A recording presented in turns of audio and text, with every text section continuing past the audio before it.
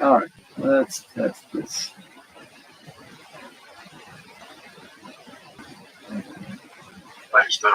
In a second, I'm going to just.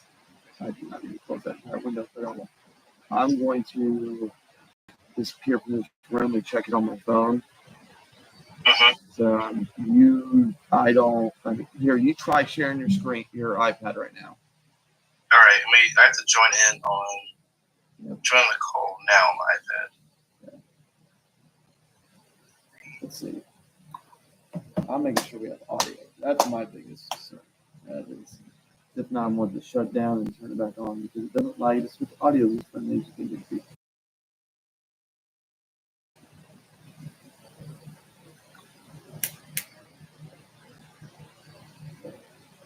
Do me a favor.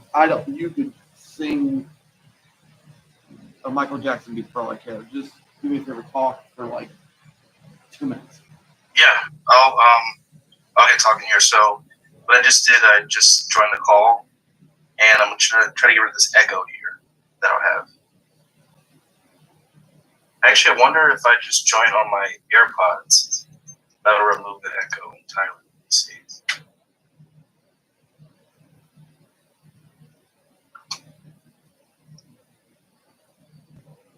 Yeah, that's good. All right, try to join on my actually. That's better plan. This one here. All right. I think what will have to happen is I have to just share from here. Oh, no, I'm not host yet. Well, it's a really positive note. The audio works, the visual works. So we got a couple minutes till we officially start. But let me just I don't know why I'm getting an echo on my end, but I don't really have that problem on my laptop. I'm using this desktop here. So let me see if I can tell you I have zero echo. So okay, that's no echo for you. Yeah. So on my end, you're good. All right, perfect. That's the so at least when I just went to the hall and tested it and checked it, there was no echo. So let's try old fashioned. So we got a couple minutes.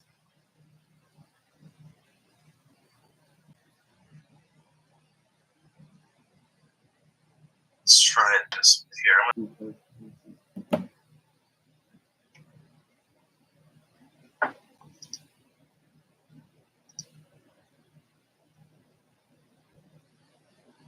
Oh wait, maybe if I did this. All right.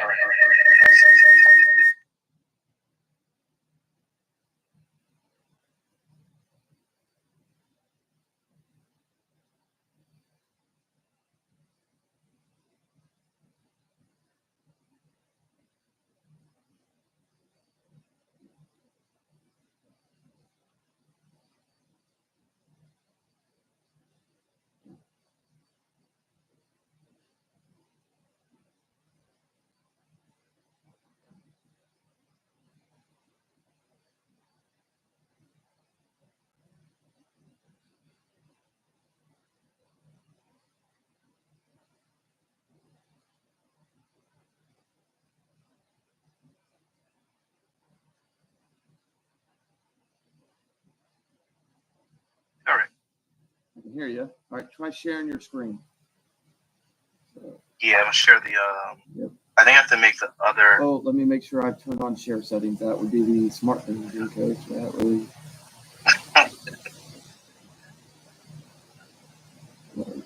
All right, so I'm on my iPad now. Okay. Yep. And there we go.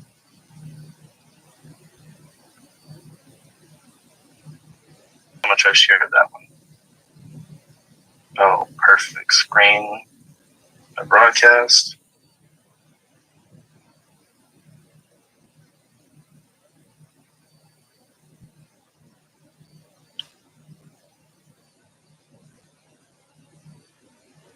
Yeah.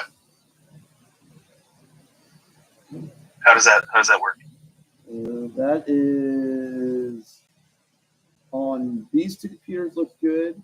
You give me 5 seconds and just hit play. Just like go to a clip or something and hit play, and then I'm gonna check it on my phone. Yeah, computers are deceptive. Yeah.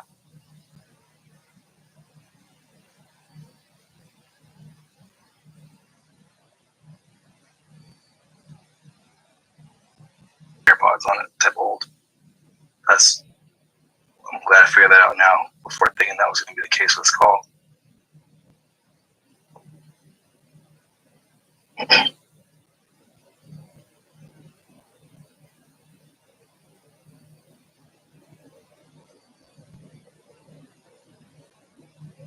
Actually, here.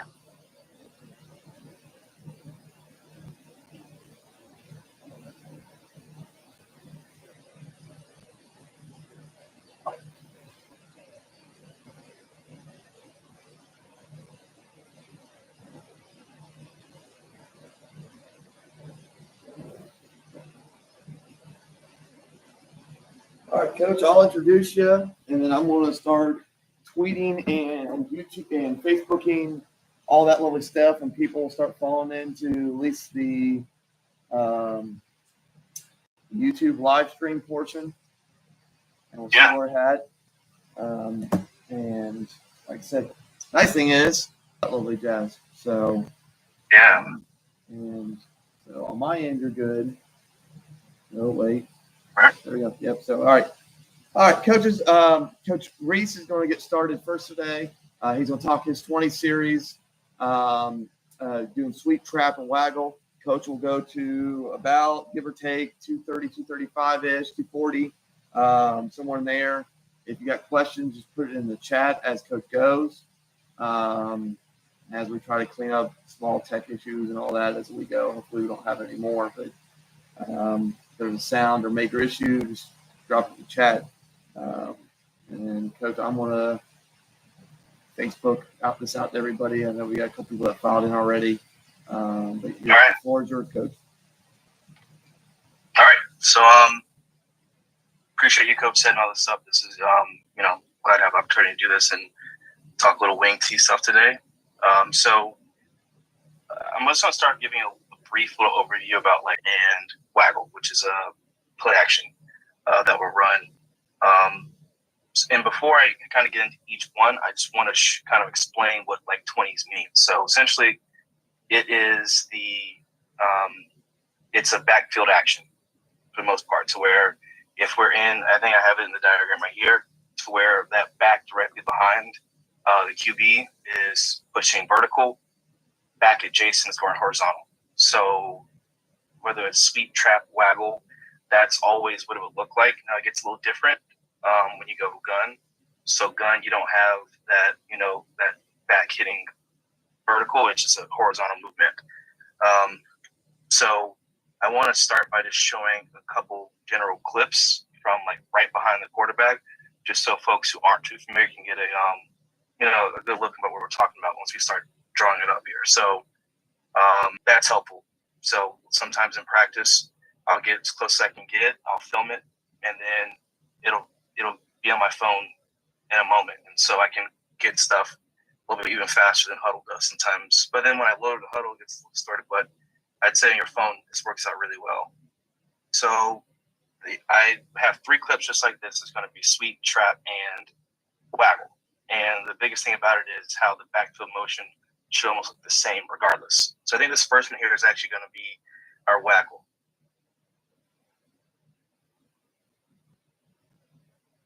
And I'll just let this go on a loop here. But he didn't throw it. He had no need to. But again, that's the play action version of it. This is going to be trap. So still looks the same. We have given the ball out to the fullback here, and then we're faking a handoff to the wing. So now the wing is actually getting the ball here. And so the good thing about this is they all play off each other, and it helps us out tremendously on offense because defenses have to prepare for all of this. And now, if I go back to this first clip here, right? A lot of times, it's easy to draw plays against when teams are in a four-man front. So when we're talking about like early install, you usually would go ahead and do it against a four-man front to make things a little easier. But as we get into the diagrams and also the game film, you'll see that we rarely see a four-man front. So I actually want to go to the trap one here, right? So with trap, I'm going to draw this up. You can already see this right guard has a big split, looking to go right down. Backside guard, the one who's going to kick this 3-tech, has a shorter split. And this play side is getting up the field, right? So and I'm going to talk about the timing of this, because one of the good things about running trap, especially if you're doing it from under center, is there's a lot of guys who shouldn't be in the picture. So play side and backside end should not be in the picture here if you're hitting it fast enough. So you see that right side of the line is going to move you up to almost the safety level. And then buck sweep, same deal. It's a little tricky when guys have bags to do it. So this play side guard actually logged this end. He just went and logged him. And then that wing knows he's supposed to try to find that backside guard. That's where he's chasing after. All right. So now I'm going to get to drawing this up. I felt that this is kind of the best way to do this. So, for us, we're a wing T team. What's the best thing to do? One of the good things about it is that it gives you options, right? So it doesn't change things for the guys up front, but it gives you a lot of options in the backfield, depending on especially what type of defense you might see. So these are the formations that we actually ran buck sweep out of, right? So top left being 100 formation, and top right being a pistol. So we're just scooting that quarterback to about 3.5 yards. The T will take about a step backwards, not too deep. And the good thing about that one is it doesn't change up the steps too much. It's still pretty consistent. Nothing changes for guys to the front, and you still get that vertical attack out of 20 series. Bottom left bull, it was a bull and bear. I was looking towards some formations to get some guys out of the box and really isolate linebackers, especially when these teams start running those 3-4s or in there. So we would run it out of this. I wouldn't really call it trap. We call it kick, and I'll kind of demo that in a moment too. And then split red. So it's a lot of times with gun wing tees, you'll see it'll be like a tight end. So if I went here, it'd be like a tight end, and then we would remove this guy. Just depending on personnel, this gave us the ability to do it this way, to where we just removed the tight end, kept the wing, and went condensed formation. So this was a usual formation we would run a lot to help us out. We're going to get a guard trap, but first I kind of want to just set up guard trap with an even front, just so things are clear, because it gets tricky when you start running it against the odd fronts. So if we went, I'll just do a base 4-4. Well, it's going to corner this way and give him a deep free. Okay, so this is, if we were to run it this way here, you have the center blocking back, play side guards going right to the backer here, play side tackle going at the backer. He's inside releasing, looking to cut him off here. If this guy's going to squeeze, he's going to basically pull check to make sure this guy isn't blitzing here. So he's coming inside, pull checking. And then this way, guard is going to kick or trap that 3-tech. This wing is going to carry out his fake. And so quarterback carry his fake. And so in a perfect world, a team will line up like this. That would make trap, unless that nose is an issue, that would make trap great. But we don't live in a perfect world, so we don't get stuff like that sometimes. So let's say that we're going to run trap, and we get 4 eyes. Okay, so even with 4 eyes here, looking to get over the backer, right, because we're going to trap that 4 eye. And then things are straightforward up this way, inside releasing. Okay. Trap this 4 eye here. carries fake out. Okay, so that's 124 guard trap. Later when I get the game, I included 124 gut. So it's very pretty similar, except that play side guard is also going to pull to really give that buck sweep action. All right. So then, as you can see here, there's a lot of things that could go wrong with running trap against these four eyes, especially. I mean, it depends. So you gotta play your splits, right? So if you know this left tackle, if that four eye is going to stay on you, why not a little bit? Take it out of the way. You don't want it too tight because that makes it a little bit harder to block for you. Now, when we ran out of bull and bear, this went in the 80s family, the closest thing we got to trap. So when we get to the tape, you'll see that we run this wider, formation here to try to isolate these linebackers. And all we were essentially doing is nothing really changed so much up front,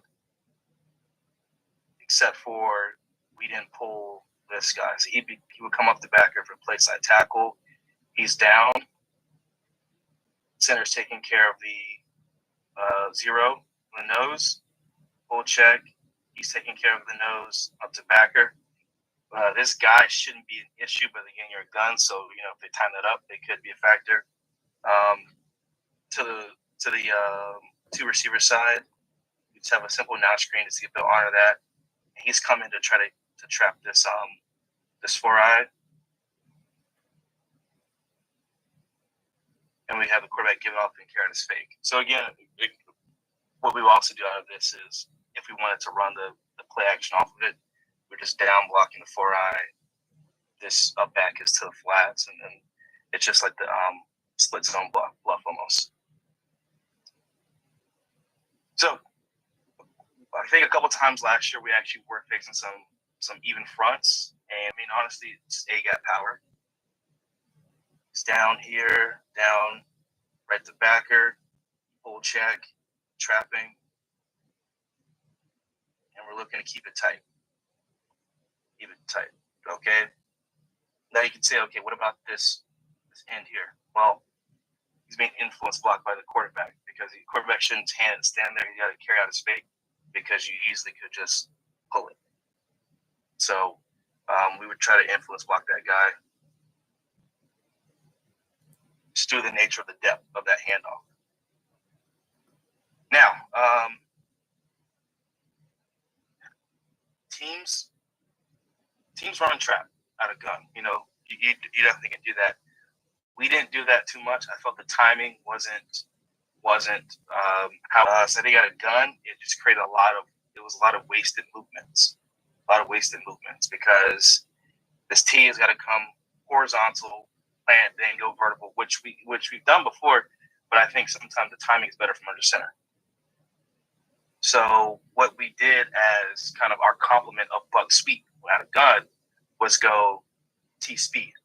So what would happen here is he's down, taking care of the nose, full check, okay? Down, blocking the corner, play side guard, kick, backside guard, wrap, okay? Now, the defense, that's going to look just like buck sweep, okay? So these guys should flow. It should flow here.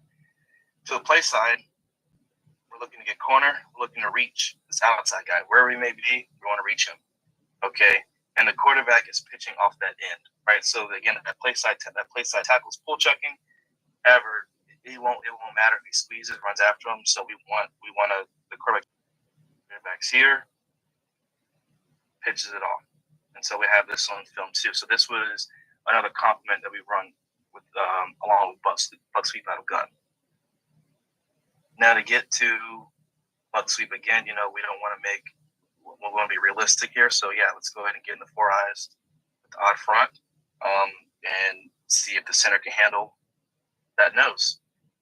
So we saw a lot of this year. It could be four eyes, it could be three shades. It might walk another guy up. One of the things about running wing T is you never know what you're going to get, right? You could see a team tape all year long. They're in,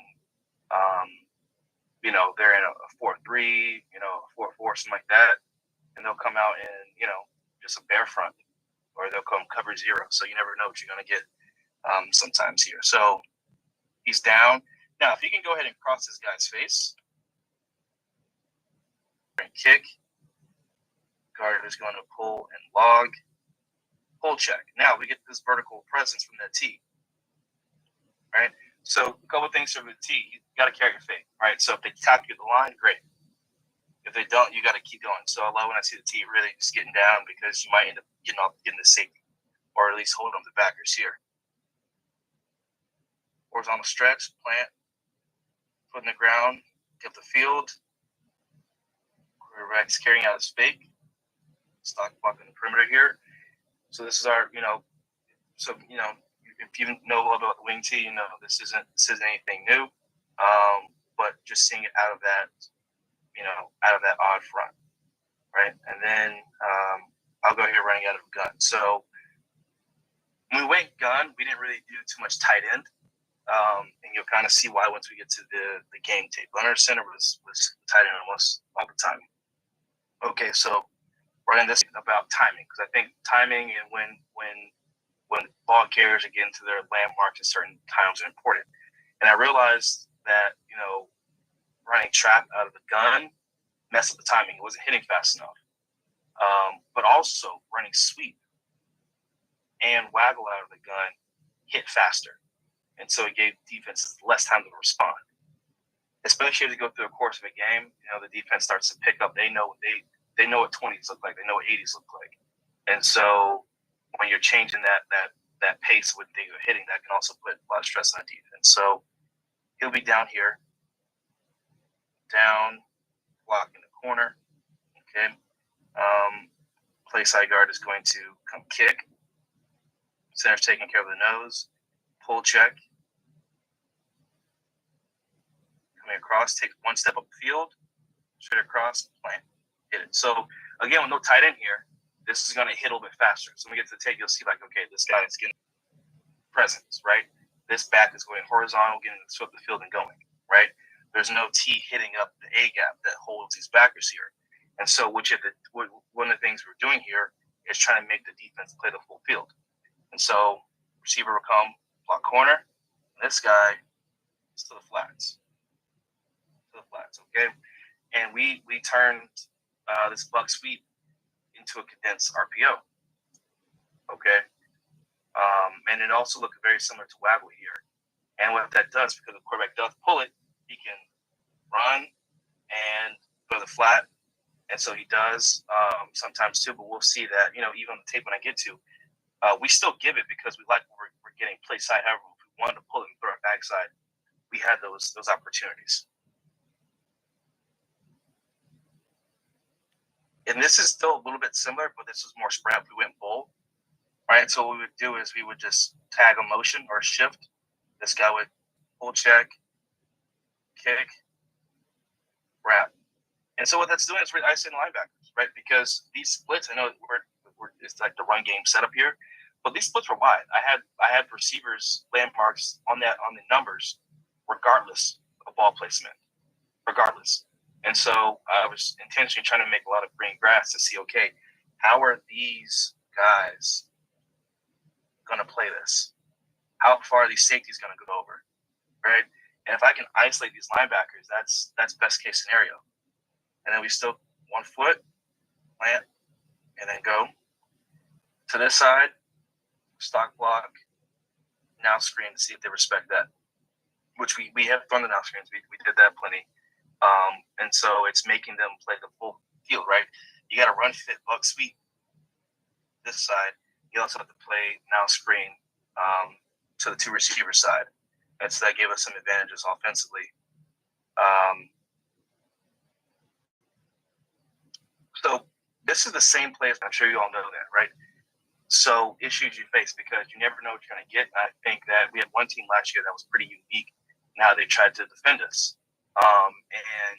From when I was calling from the sideline, I'd see the play and I'd see the defense lineup and say, okay, great. We got a first down here. They're not lined up in a way that they can defend this well until we saw a team do this, right? So we want to run buck sweep here.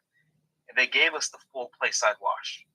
right? So they had their end, and I know this diagram kind of looks like it's a 4-4, but truthfully, they were in a 3-3-5 stack. They were playing a stack. They were already just showing who was taking what gaps, because later other points in the game, if we spread out, they would go to a 2-stack. But when we came into these formations, they were running their stack personnel out of what's it called? A 4-4. So our guy was going to come down. He would come down here too. No, sorry. He's got to come down here. So this is a tough block for the tackle to get that one shade. All right. And I know if you think about the Delaware lean tee, which is what we resemble, especially when we go into center, that center is going to try to take care of that, because this tee is going to come take care of backside. That works. But you can't necessarily do that in gun, right? If this center is reaching here, there's no way this backside tackle can pull check. At that point, you're trying to run an option or something to read this guy, because blocking him's not going to work. And so our centers are blocking head on the backside. So he's back here. He's coming to kick, and he's coming to wrap, pull check, and then we have RPO backside. However, the problems we face here is, what if they get penetration, right? What if our sneaks through, holds up the backside guard, right? Holds up backside guard.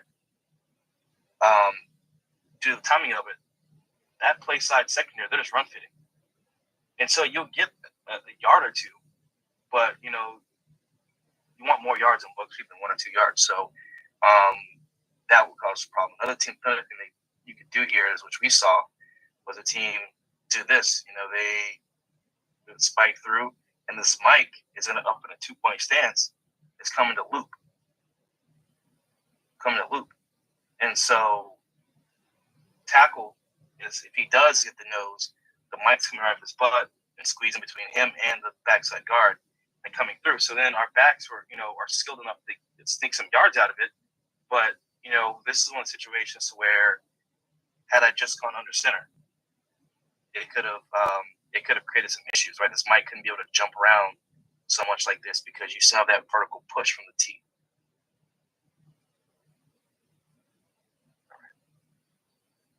And then waggle, right? Waggle. So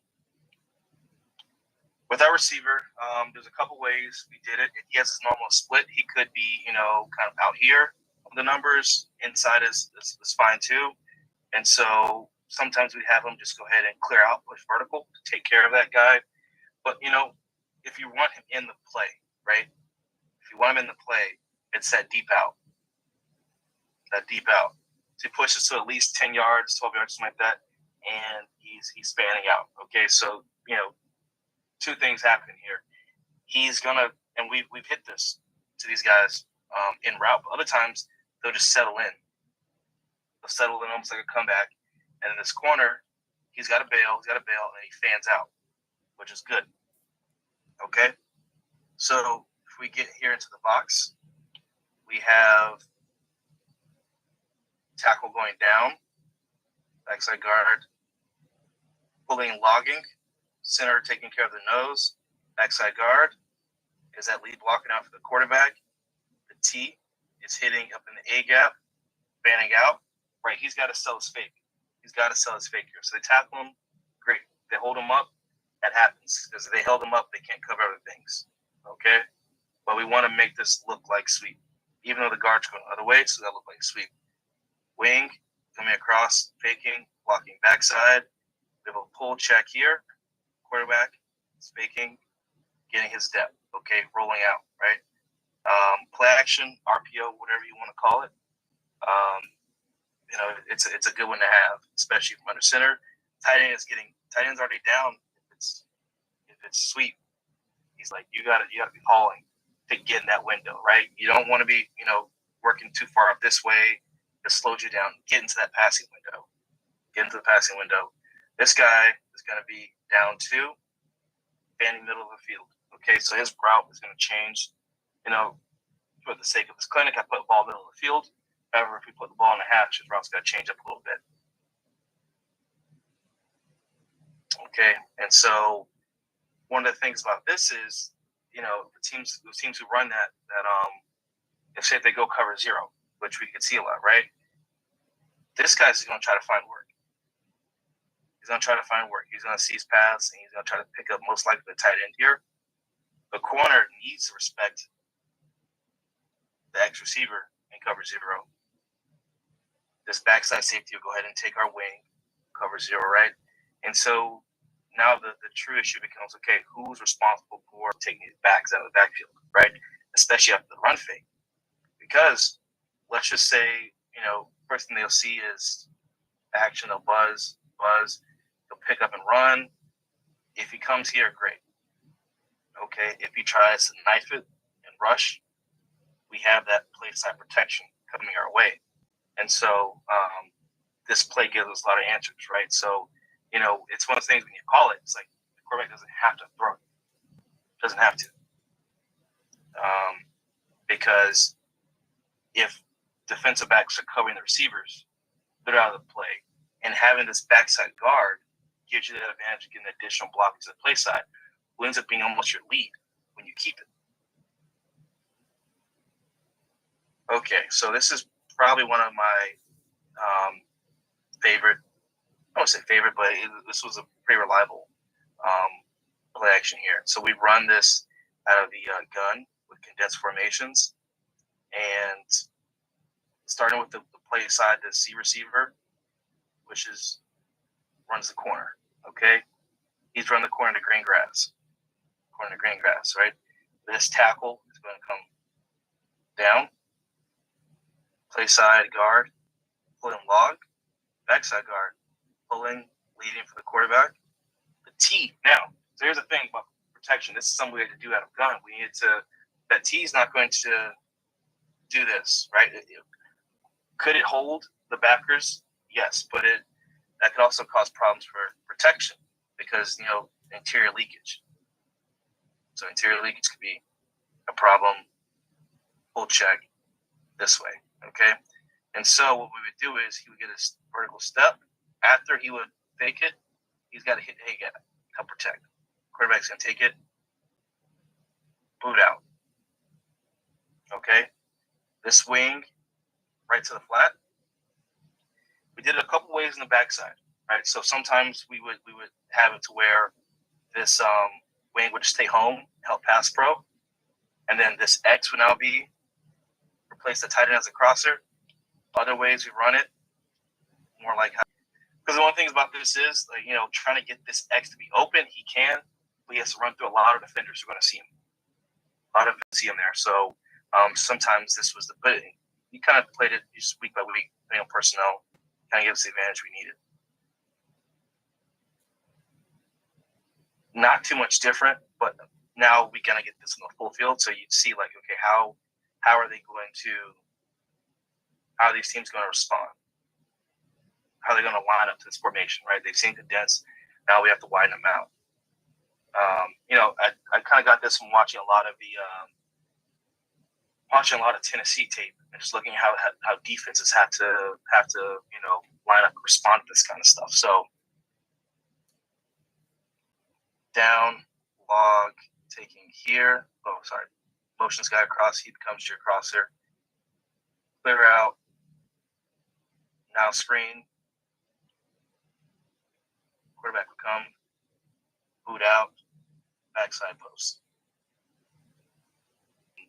Another answer, a complement of running waggle out of gun. We've seen it so many times, to where we're going to run 21 waggle, but the T is going to fake, man to the flat, post corner here, wing is staying home.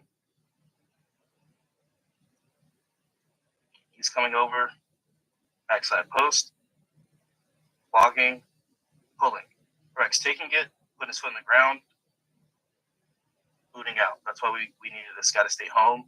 And then he's basically looking from this high-low, so from this post corner to crosser to then the T and the flat.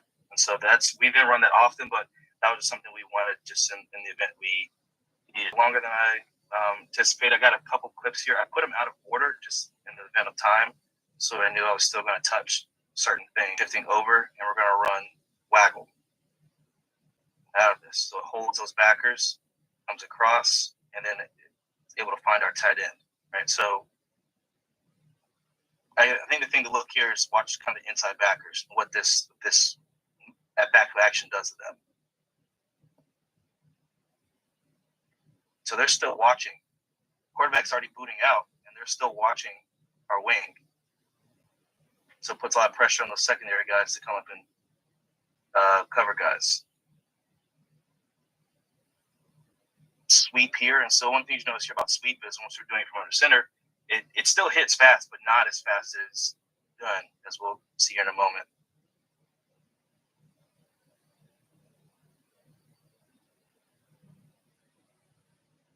This is running it out of pistol.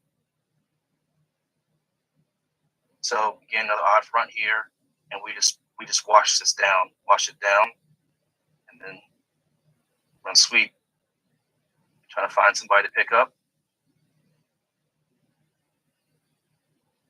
I think same team, different drive here. Just running sweep out of pistol. Getting those guys out there. I want to get to a gun one. This is actually waggle that we ran and end up keeping it. You'll kind of see when you call it an RPO or play action, just getting that extra block out in front of them. Makes issues for that defense. Okay. This is us running waggle out of the condensed gun formation.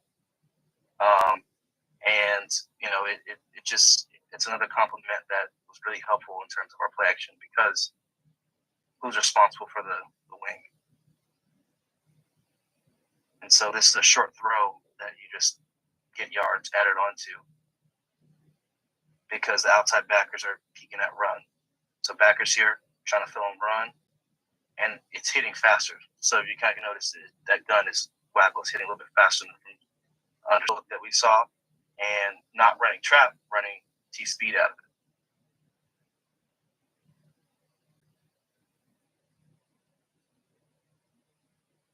it. About 5 and so we go back to these backers. Yep. What was that? About 5 minutes. Okay. Thanks.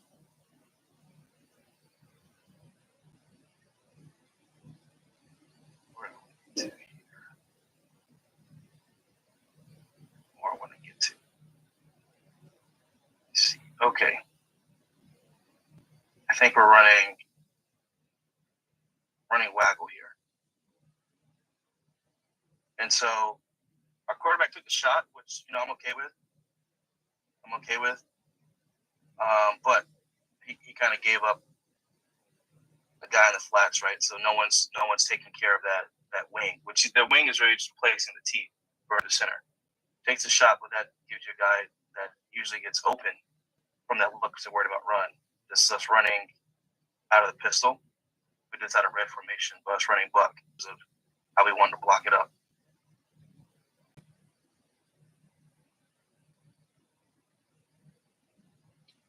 It's another even front who's kind of at 3-4 eye look, and we're running buck sweep to this one.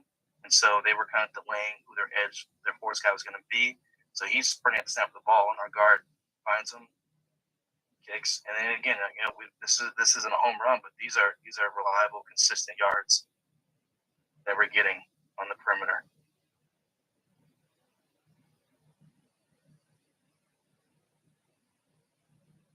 And so buck sweep again, how much faster it's kind of hitting. Got a gun. Guard gets around quick, and then T's just following. This is one of the things I was talking about with trap not running as fast out of the gun. So we started off an empty, motioned them to the backfield. And so we trapped the guy we wanted. We got, a little bit yards on it, but it's got a couple more here.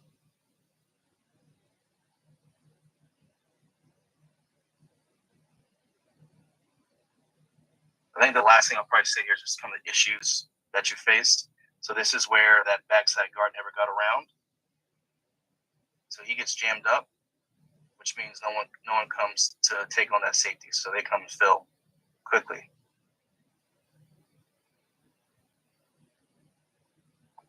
right. I think that's.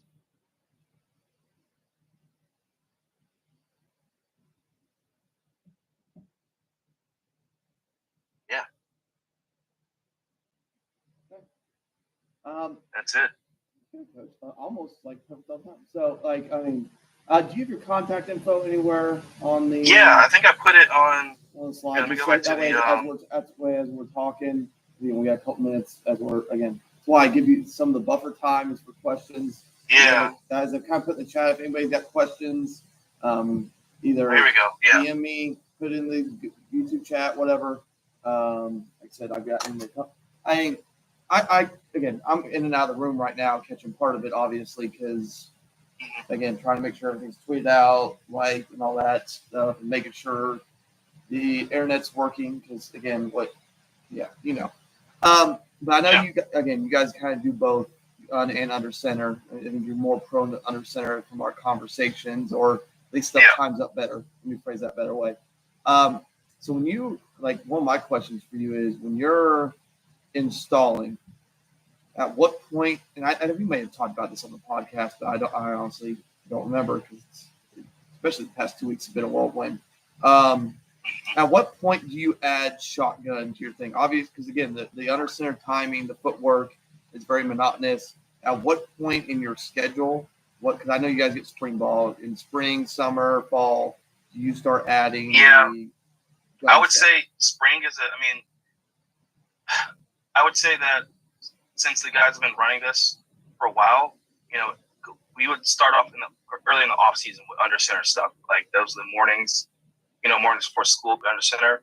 That way in spring, because spring is going to be dependent on personnel. So that's a big piece for guys. And so, we're under center, but going to gun doesn't take too much time. It's really about the snaps. That's the big thing. Because I would say installing gun is quicker for the skill guys, but it's a little bit more tricky for the center now. Now he has to try to do a shotgun snap, which he hasn't done, in a while, and then go. But I would say in terms for the skills, under center is much more time consuming, especially with the T and the quarterback. Yeah.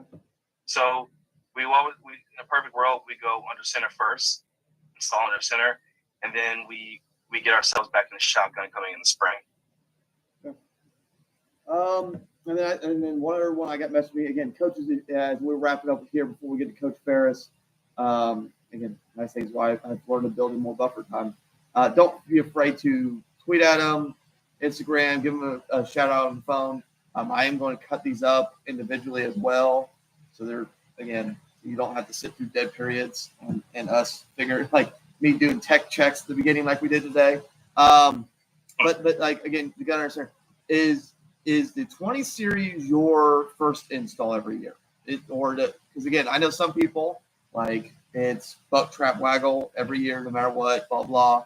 Some adjust a little bit more to the personnel where the belly series, jet series, or rocket series, everybody's got their own little fad within it. It is. I would say 20s is the first for us. We bring in 80s a little later now because the thing is when we go shotgun, we're not really running the 80s get very different for us out of shotgun because the trick about us is we don't want to change things for guys up front. Okay. We don't want to change things for guys up front. And because if you're running, belly, how you might see gun T teams do it, we're not pulling a backside guard. We're going to keep everything just how it is under center. And then those steps, because then it looks almost just like play side ISO for the backfield out of shotgun. And so that's kind of where, okay, now we have to work these steps. But again, I think our guys have picked up on shotgun steps. They pick on shotgun steps a little bit faster than the under center steps. Because that's the quarterback is almost in the same spot every time for gun. Whether they're going jet, or you're going waggle, buck, everything. He's still basically in the same spot. Whereas for under center, his movements are different for every series. Okay, perfect, Coach. Well, Coach, again, I thank you for coming on. Like I said, you do a great time every time. Like I told you, and the people viewing that we've had a bunch of people jump in and out on here. Again, it's a Sunday. That's part of why I do this is people can jump in and out, check on things. I think we've got over 100 people jump on and off at various points already. And I know a bunch of people wait to kind of the end and reach out to people, but don't hesitate to reach out to Coach. He did do a podcast with us. You can check that out as well. Coach can always get back to you fairly quickly. Like I said, anytime me and Coach have talked, it's been smooth and ready to go. But again, like I said, reach out to him. Anything as you go, Coach? No, people definitely reach out. You know, if you're, I love talking ball. And then anytime someone does variations of their same stuff, I'm always interested in that. You know, again, I just burnt 45 minutes just talking about Waggle and. But that's a whole different conversation. So. Yeah, we'll get to 80s. Another day. Yep. All right, Coach. Appreciate you. Up next, as we transition, coaches, Coach Farris from Rose-Hulman is up next. As Coach Reese unshared the screen, Coach Farris is going to share his. And like I said, we'll get started here next couple minutes as Coach gets situated. I know how kind of that's part of the reason why I build a buffer time for questions and for transitions. But Coach Farris, can you hear me? Just to make sure audio-wise we're good. Yeah, I got you. I'm trying to share my screen right now. Oh, you're good, Coach. We're good. As coaches get situated and go, Coach Farris is the offensive line coach there at Rose-Hulman. Like I said, I've known many coaches that have gone through that fantastic school. They always have a very good group of coaches.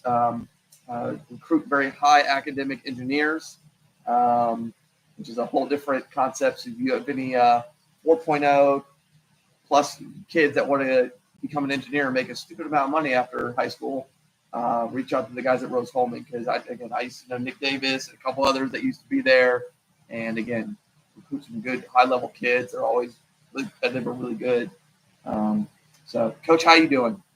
I'm doing well. Enjoying my Sunday. This is the first week. Enjoyed a little bit of relaxation in that sense, not having to work on Friday and Saturday. So, well, the transfer portal and just logistics of recruiting have changed. So, I know I've talked to a couple of you D2, D3 guys, and it seems like that has just made that tremendously worse for you. So, yeah, we're pretty lucky because, like you mentioned, and I'll talk about it a little bit, right? We're all in engineering school, so we don't lose many guys. We don't gain many guys from the transfer portal, but we like to still have a lot of options for kids to come visit, especially with a lot of our kids playing obviously multiple sports. It's kind of a pain right now to try to get them on campus.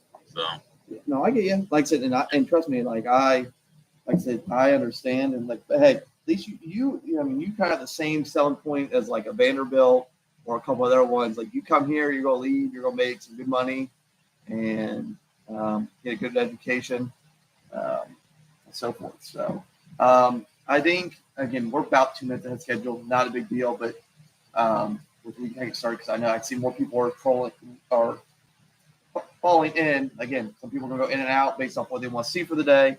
Again, I'll let you get started here in a second, Coach. I'm going to sneak out real quick and double check the audio as you're talking. If there is a problem, I can let you know at the very beginning. There shouldn't be. Everything's worked so far, knock on wood, after I had to make some drastic location changes this morning since my home internet did not want to be friendly at all. But coaches that are falling in right now, like I said, Coach Farris is the offensive line coach there at Rose-Hulman. He's going to talk about their weekly game plan, really from a protection standpoint. Coach jumped on immediately when I asked for some volunteers and did a great and was all for coming on and talking. So again, as I've kind of said, if you got questions, you can DM me, you can put them in the YouTube chat. Heck, you got my number, shoot me a text. Again, Coach will probably have his contact information at the end. You can reach out to him there. Make sure you follow him on Twitter, X, whatever you want to call it, Instagram, or whatever account he has. So you can reach out to him and get a hold of him for if you have any kids as well, both top ball and players. Coach, the floor is yours. It's all yours. Awesome. Sounds good. So, my name is Chase Farris. I'm currently the offensive line coach here at Rose-Hulman Institute of Technology. I'll cover a little bit more about what our institution is, what makes us different. But kind of today, I kind of want to talk about, this is only my second ever kind of clinic thing I've ever done. So I kind of want to be a little different in it. One of the best ones I've ever watched was the O-line coach at Huntington College down in Alabama gave one about how they practice. And I thought that was a really good one because obviously, as you guys know, you guys watch these online, you go to them in person. Like offensive line coaches talk about the same 3 to 4 things, it feels like. They talk about inside zone, they talk about power, they talk about whatever it might be. So kind of just want to talk about something a little different that I think everyone can get out of, regardless if you coach offensive line, receivers, quarterbacks, whatever position you might coach on the offense side. If you're a head coach and you're maybe not as in tune with your offense side of the ball, whatever it might be, that I think everyone from college to high school coaching can take away. So, right, just some of the stuff. I'll talk about my background a little bit, where I've been, information about Rose-Hulman. I'll talk about our weekly schedule, both line, and then we'll talk about how we build our protection plan weekly, with how we break down the film, what we look for in our offensive meeting about what we want to look for protection, scout report information, and then also a thing I did this year for the first time was run some huddle reports. So that's something I got from actually our defensive coaches. I know it's a little bit more of a defensive thing from my experience so far coaching, but I felt like it was good, just another way for you to look at all the data and so forth, right? So a little bit about me. Like obviously, I'm currently at Rose-Hulman Institute of Technology.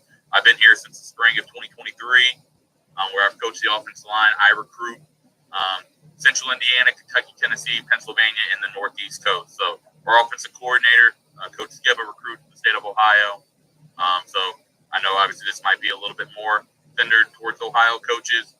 So if you guys know any guys that are wanting to study engineering, obviously make sure you hit up obviously me or Coach Skiba, as we'd probably be the big 2 main points of contact for recruitment out of the state of Ohio. Prior to that, I spent a year at Anderson University in Anderson, Indiana, same conference as Rose-Hulman, where I was there for the 2022. Gave me an opportunity to be an offensive line coach at 22 years old, fresh out, and I will forever be indebted to him. Sadly, our time at Anderson was a little short. We were unfortunately, he was let go in the middle of the year. Really welcome to college football for sure. But I got a great opportunity to come to Rose-Hulman from there. Prior to that, I was a player at Center College in Danville, Kentucky from 2019 to the fall of 2021, and then got an opportunity to be a student coach.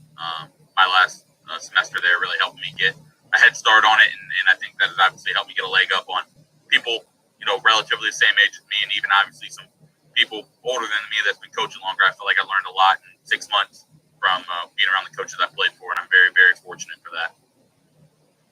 Sweet about Rose-Hulman, we're an all engineering computer science school. We are the #1 undergraduate engineering school in the country.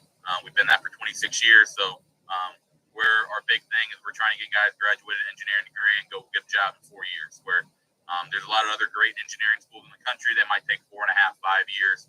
Obviously in the state of Indiana, Purdue is a big competitor for us, both as an institution and obviously for guys deciding if they want to play football or not, or just go to Purdue. Their engineering program takes 5 years to graduate. So that's a big thing for us. It allows us to get guys, and we give them hands-on experience in the classroom and get them prepared to get them internships and get them out here and go get a great job and so forth. We're located in Terre Haute, Indiana. We're right down the road from Indiana State. There's about 60,000 people in Terre Haute. There's 3 colleges in town. There's us, Indiana State, and St. Mary's of the Woods. So it's a true college town in that sense, where it has everything you need. And so forth. And one of the nice things about where Terre Haute is located is while we're in a smaller town per se, we're within a day's drive of a lot of major cities. So it's really nice, especially just being about an hour west of Indy. We got guys from 27 different states on our roster. So those guys from California, Texas, Arizona, New Jersey, whatever it might be, they need to fly in. Obviously, they're about a 50-minute drive from the airport and so forth. So we've been very fortunate. We've been able to have success, obviously, in the classroom and on the field. We've won 13 conference championships over our history, most recently in 2021, but we've competed for that conference championship every year since. So within the last 10 years, I believe we have finished top 2, 8 of the last 10 years. So very, very fortunate in that sense. Just just want to throw this up. Obviously, you guys got anybody? The biggest thing that separates us from other high academic schools is you are required to take biology, chemistry, physics, and 4 years of math to be admitted into Rose-Hulman. So obviously, we're looking for very, very smart kids, but we're looking for smart kids that are passionate about engineering that have obviously met these requirements. So if you got anybody, any high school coaches watching this, please send them our way. We'd love to recruit them. Sweet. Kind of get into the actual content of it. Obviously, as I talked a little bit about Rose, kind of our weekly schedule. So we have about 110 guys on our roster, and all 110 either major in computer science or engineering. So they are in a very rigorous academic schedule. So our biggest thing is we want to be as efficient as possible with our time. So overview of our entire week. So obviously we play our games on Saturday. We're very fortunate where we're located that we don't have a lot of travel and long distance. Our furthest conference game is about 3.5 hours away. So even when we're on the road, our guys get to go do homework, whatever they need to be with their own time. We practice on Sunday. Practice is very loose, but we bring them in on Sunday where we, as a coaching staff, we watch the game first, and then we'll watch it with the guys. And then after, we go out and practice. We're in helmets only. It's very, very more just getting the body moving, routes on air, some other stuff we'll talk about that I do with the O-line, and so forth. After that, we'll come back in as a coaching staff, and we'll start previewing the next opponent, kind of just buzzing through their previous game from the day before. There's not a lot of, obviously, breakdown data from that game in yet, so we just watch it on a base level, just kind of seeing things, talking about the historical of playing these guys, things along those lines. Monday, that's our players' day off, so we found that's great for us because a lot of schools do Sunday. If you do Sunday, no professors, other students may not be on campus, so if you need to meet with your professor, you need to do a group project. Sundays may not be a great day for it, whereas Monday, professors are on campus, students are on campus, and so forth, right? So our players, they get from Sunday at 3 o'clock off till Tuesday at 5 o'clock for scouting report. So they get a true almost day and a half where, they had from 9 to 5 on Monday or 9 p.m. on Saturday to 5 p.m. on Monday. They may not be as productive with their time, where we found the Monday day off is big for them for academic reasons. And that one, as a coaching staff, we do a bulk of our game planning. So we come in and we'll start with our protection plan, which I'll talk about in depth, and then we do our normal down stuff. So we watch it by formation, first and second down by field position, and kind of roll into our base game plan. Tuesday, we do our scouting report meeting at 5 o'clock. We practice at 5:50 in full pads. Tuesdays mornings, we also start and get on red zone and goal line and breaking that down for our game plan. So by Tuesday at 5 o'clock, we have obviously all of our normal downs. We have all the information for our scouting report done. And then also we have a preview ready to talk about red zone and stuff on Wednesday with the guys. Wednesday, 5 o'clock meeting, 5:45 practice. So Tuesdays, we practice 5 minutes less. We meet 5 more minutes. Wednesdays, we meet 5 minutes less to get 5 more minutes on the field. But we normally start at 5:45 or 5:50 most days, and we're done by 7:30 at the latest. So we have to be really efficient with our time, maybe getting a 30-minute meeting, the 40-minute meeting some days, and then also only getting about an hour and a half of practice. So trying to be as efficient as possible with their time so our guys can get what they need football-wise and go execute, get better at practice, but also go and do homework and go be an engineer, right? So Tuesdays we're full. Wednesday we tend to be an uppers or full, just kind of depending on the week and what kind of the captains want to do. Thursday, same operation. Helmets or uppers, depending on what the guys want to do. Talking with our captains, kind of how the flow of the season's going, time of the year. And then Friday, we're our run through helmets only operation. Pretty short meeting, get the guys in, get out. If we got to travel, do an overnight, we'll leave after practice. But we very rarely, we maybe do one overnight a year. So we're very lucky in that sense. From an O-line perspective each day. On Sundays, when we go out there and do it, we'll do corrections, any critical errors from the day before a game, common fundamentals, and then I'll bring out a binder and I'll have common twists and blitzes, and that'll be normally a big young freshman, sophomore like that. Monday, like I mentioned, there's day off. That's where we'll build our protection plan and game plan. Tuesdays, our scouting report. After our scouting report, we'll typically have about a 10-minute meeting where it'll be the O-line, quarterbacks, and receivers, and we'll just start buzzing through the pressure cup, watching the most common pressures, the things that are most critical, so all three of those position groups can obviously see it through the same eyes. During practice, we'll do a 5 to 10 minute period of blitz pickup, and we'll try to hit the most common pressures that team is going to bring that week that we found from our cut up. And that'll be a big ones and twos emphasis on Tuesday, especially making sure that we're hammering our protection plan for the week and seeing those most common blitzes. Wednesday, we'll obviously review Tuesday's practice, and then obviously I'll review third down and red zone with the guys. So in that cut up, I'll make a cut up each meeting just because I have limited time. I'll try to have maybe 10 to 15 clips. And typically what it'll be 8 plays from practice, 4 plays from film review, right? For, hey guys, this is the different look they give us on third down. This is the pressure they bring on third down. This is a different front critical information possible. Wednesday, we'll typically do a little bit longer of a blitz pickup period during practice, and we'll get to more of the exotic pressures, right? So we'll obviously still hit the most common ones, the 1 and 2 that will obviously get the highest percentage that they've shown, but now we might be doing the more exotic ones that they might bring one time in our 4-game breakdown. Thursday, same deal. Make a cut up of Wednesday practice and other pressures and looks. So normally by Wednesday, most of our game planning is done.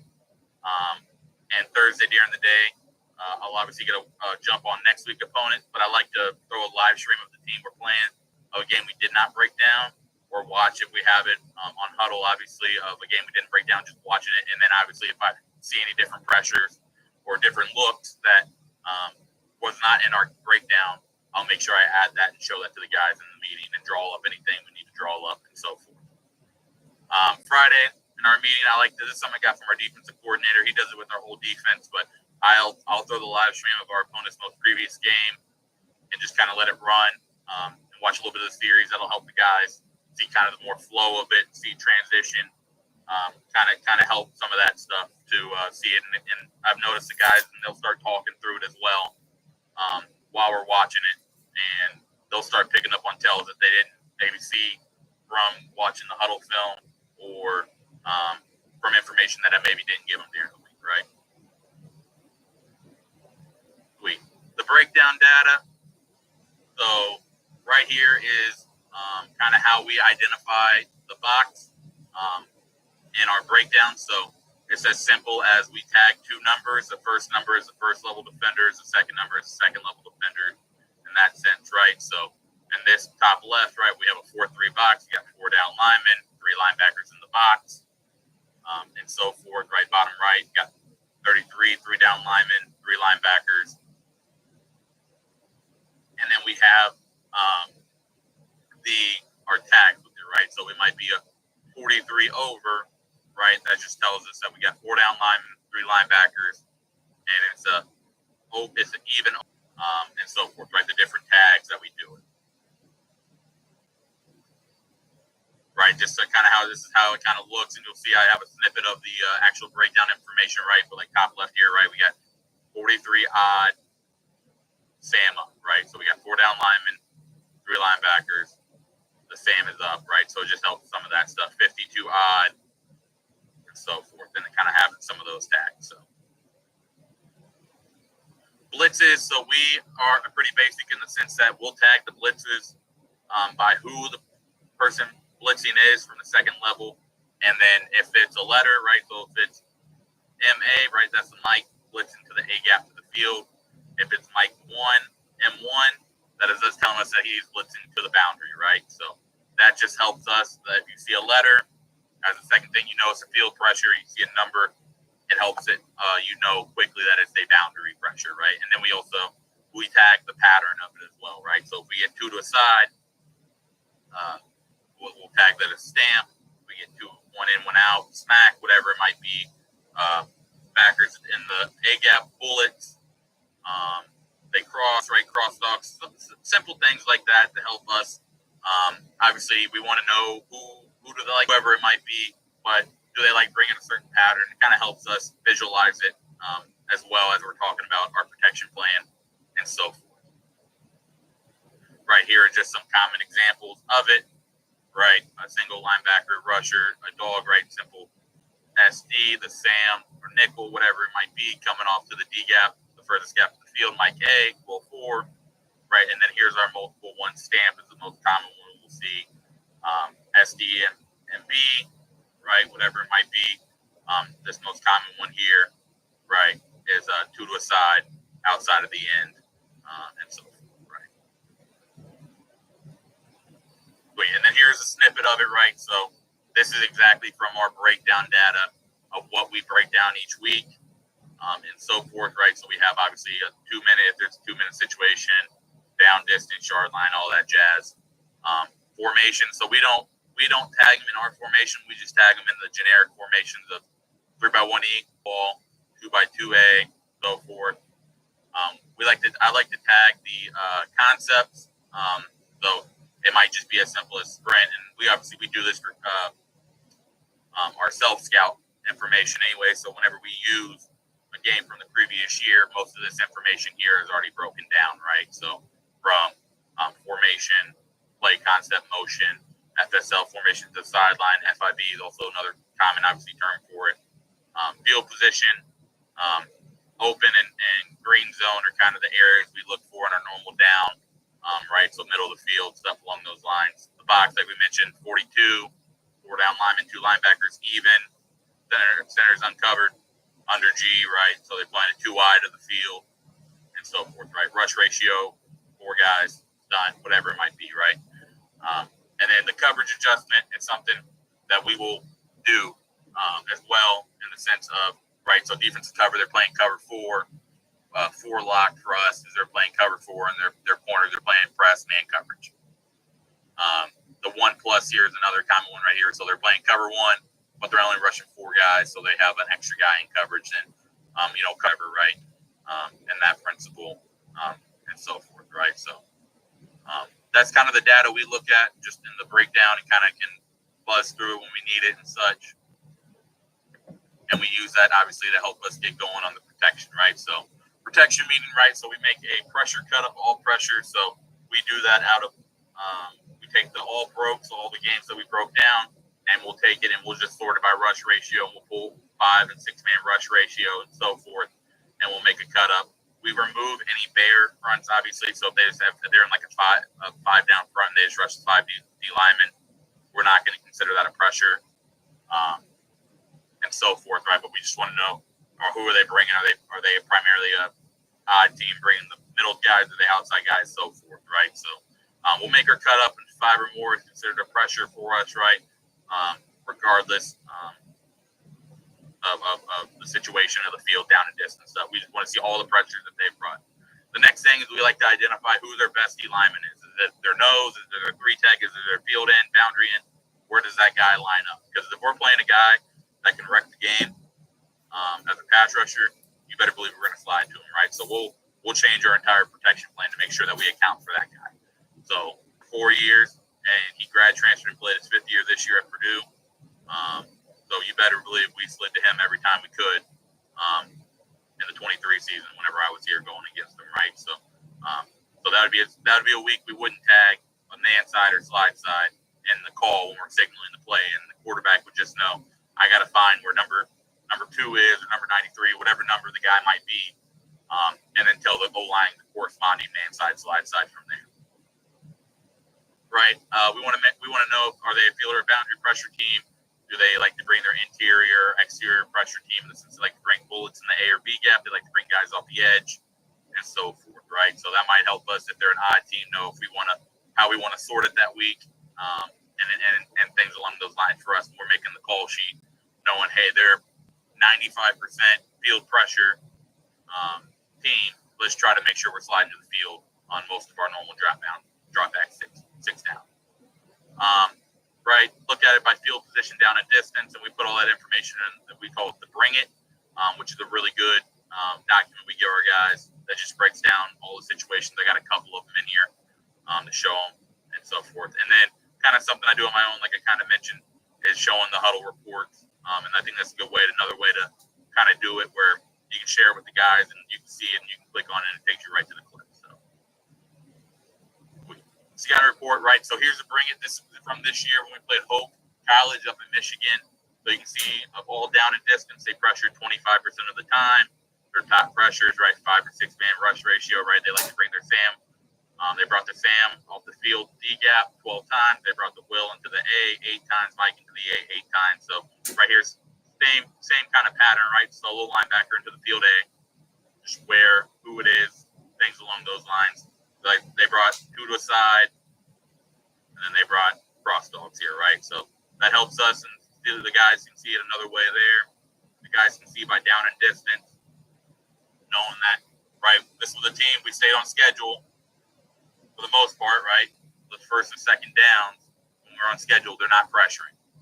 We get in obvious off-schedule situations, we knew they're going to dial us up. Short yardage situations, they're going to dial us up. So this just helped our guys visually also see it another way quickly of knowing, okay, I got to make sure I'm in a 2-point stance on 3rd and 10 versus and maybe getting a little bit further off the ball, things along those lines, and just another thing to harp on staying on schedule that week. And then we break down by field position. Coming out is the 10-yard in, open is kind of the the 25 to 25 area, or forgive me, the 40 to 40, kind of that open area, strike, red zone, goal line, so forth, right? And then kind of by fronts, even odd, 4-man rush ratio, right? So this is one. We don't watch these in the pressure cut up, but we'll look at them separately normally, and that'll be something I like to watch with the guys too. Is if whenever they're bringing 4, right, they're bringing a pressure guy off the edge, but they're going to drop the boundary in, whatever it might be. Right, and then this is us drawing it up, right, just kind of the different ones and so forth, right, the Sam off the edge. So we give these guys, and then we'll have these out. I'll have these out on the field, right, kind of blown up in a binder, and having guys come up in line and run these and try to get them sorted away, right? So, like this bottom right here, this Saul look here was one that we harped on a lot, right, because we would make our 5-man check here, right, our guys out because we know where they're bringing Saul, they're bringing one off each side. So here is the drawing of the protection plan for this week versus Hope, right? So our Hex Hot is our 6-man protection. So the O-line comes up, we're a no huddle 11 personnel based team. They come up and they'll get a Hector or Helix. As simple as that. Hector, R, right side is the man side, Helix, L, left side is the man side. And they know if we get even front, we're Lou Ray 3-man slide away from the call, right? So on the man side, we'll always be 1-2 LOS, being big on big wherever they go, knowing that the center is most likely going to be the end of the rope on an even front. If anything crosses his face, you got to travel back with it. Quarterback knows that if he's hot off he's going to be hot off 2 rusher to the call. So we're on the left hash. We got the man side to the left. They bring in 2 guys off the left side. The quarterback's going to be hot off one of those defenders, so we don't have an extra guy there. Overcast, so that's our mechanic. We really don't do it a lot versus in our 6-man protection, but it's our kind of our way for our quarterback to switch to protection. So in this case, right, if we got an overcast, Ringo Lucky away from ball, any 6-7-man pressure, right? So that's just stuff we run through and we communicate for what we want with those guys. And so, right, so we're going to River Lake away from the call, 1-2 to the call, our alert cross dogs, right, overcast, Ringo Lucky away from the call versus any 6-man pressure. 5 down, Bear, Arby's was our call. Arby's back in the day, you get 5 for 5. 5 roast beefs for $5. That was before my time. I heard it was a heck of a time to be alive. But that just tells us we're going to take the 5 down linemen in most cases. There are 5 guys on the line. Back would have any other one, same principle. I bet you it's going to pop up. But this week there was a crazy 7-man pressure that they brought, Hope brought versus Almond the 23 season that we were prepping for, but and so forth, right? So, and then now our nickel, our 5-man, we come up. Our quarterback just says nickel. We would slide to the field this week, hot off 1 to the boundary, 2 to the field. If we were overcast, right, he would then could flip the protection, Linda Rita to any 1, right? So that's supposed to be a Linda Rita. That was a typo on the scouting report, and so forth, right? So same deal. So 4-man sliding it, and same thing. So a lot of the times, You'll look at this, and I got another one on here from we played Mount St. Joe at the end of the year. That some weeks this information here from the even odd or from the 6-man to 5-man is going to be identical. Some weeks it might be different, right? So in the sense we're 5-man and we want to slide in 4-man against whatever. So I think this just helps us just lay it out so the guys know exactly what we're doing that week, and it helps them kind of know exactly we're all on the same page over communicating it. So we're all on the same page in that sense, right? So here's the pressure that I was talking about. So this is the crazy one that we had to prep that they brought this one time each versus Alma. This is why we were going to overcast on some of our 6-man protection to try to hopefully pick up this nonsense. So right here's Mount St. Joe. So here's another one, right? The other bring it.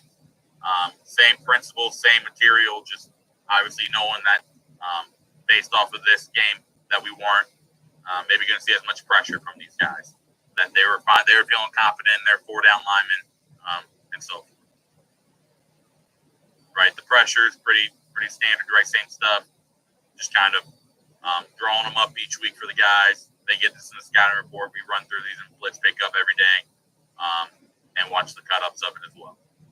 Right, the pro plan this week is we felt good against their odd structure to sort protection, right? So Mindy is one of our 2 sort protections. The I in Mindy tells the running back that he is going to block inside to inside. So we like Mindy versus any team that likes to bring edge pressure. So if they're an odd team and they like to rush the buck, the boundary DN, linebacker, hybrid guy, and then say the Sam off the field, we like Mindy because we're able to pick up the 5 most dangerous with our 5 offensive linemen. If it was a team that played true odd and they'll play a 0 and 2 5s and they like to bring bullets, we like to molly the back nose. He's outside to outside, and now we know those guards are going to set a little bit more vertical. I got a drawing of it here in a couple slides, but you can see even right. Ray Lou away from the call, famous against Hope. There, 5 down, RB's back as any other one. 6 down, we're gonna squeeze essentially, full slide it back as C gap to the call, and so forth, right? So the biggest thing we like to talk about each week is if we wanna how we wanna handle odd fronts, right? So do we want to sort it that week? Do we want to 4-man slide it? Hope was a team that they twisted and they stunted a lot. And we did not feel comfortable putting our freshman center who was going to start that game on a 1-on-1 island with the nose tackle, right? This was the game he played. This is probably about his 5th or 6th actual start. By this time in the year against MSJ, we felt a lot better about it. And they were not 100% playing odd as some other teams we play, right? So we played DePaul, and they play a 0 the whole time. So just sorting that out to make sure that we're good. We feel comfortable about it. And so forth, right? But you can see here for the most part, everything is just making sure that the overcast stuff each week we're good with the quarterback, and we lay it out for him and lay it out for the offensive line and running back. So there is no confusion whatsoever on it. Sweet. So here are a couple of the huddle reports that I run. So you can see a lot of this is the same information that we see, and you can watch by the cut-ups and such. But I very much like this personally myself looking at it, because then it can show me what I'm looking for. I will print this out and I'll look at it and kind of just buzz through it itself.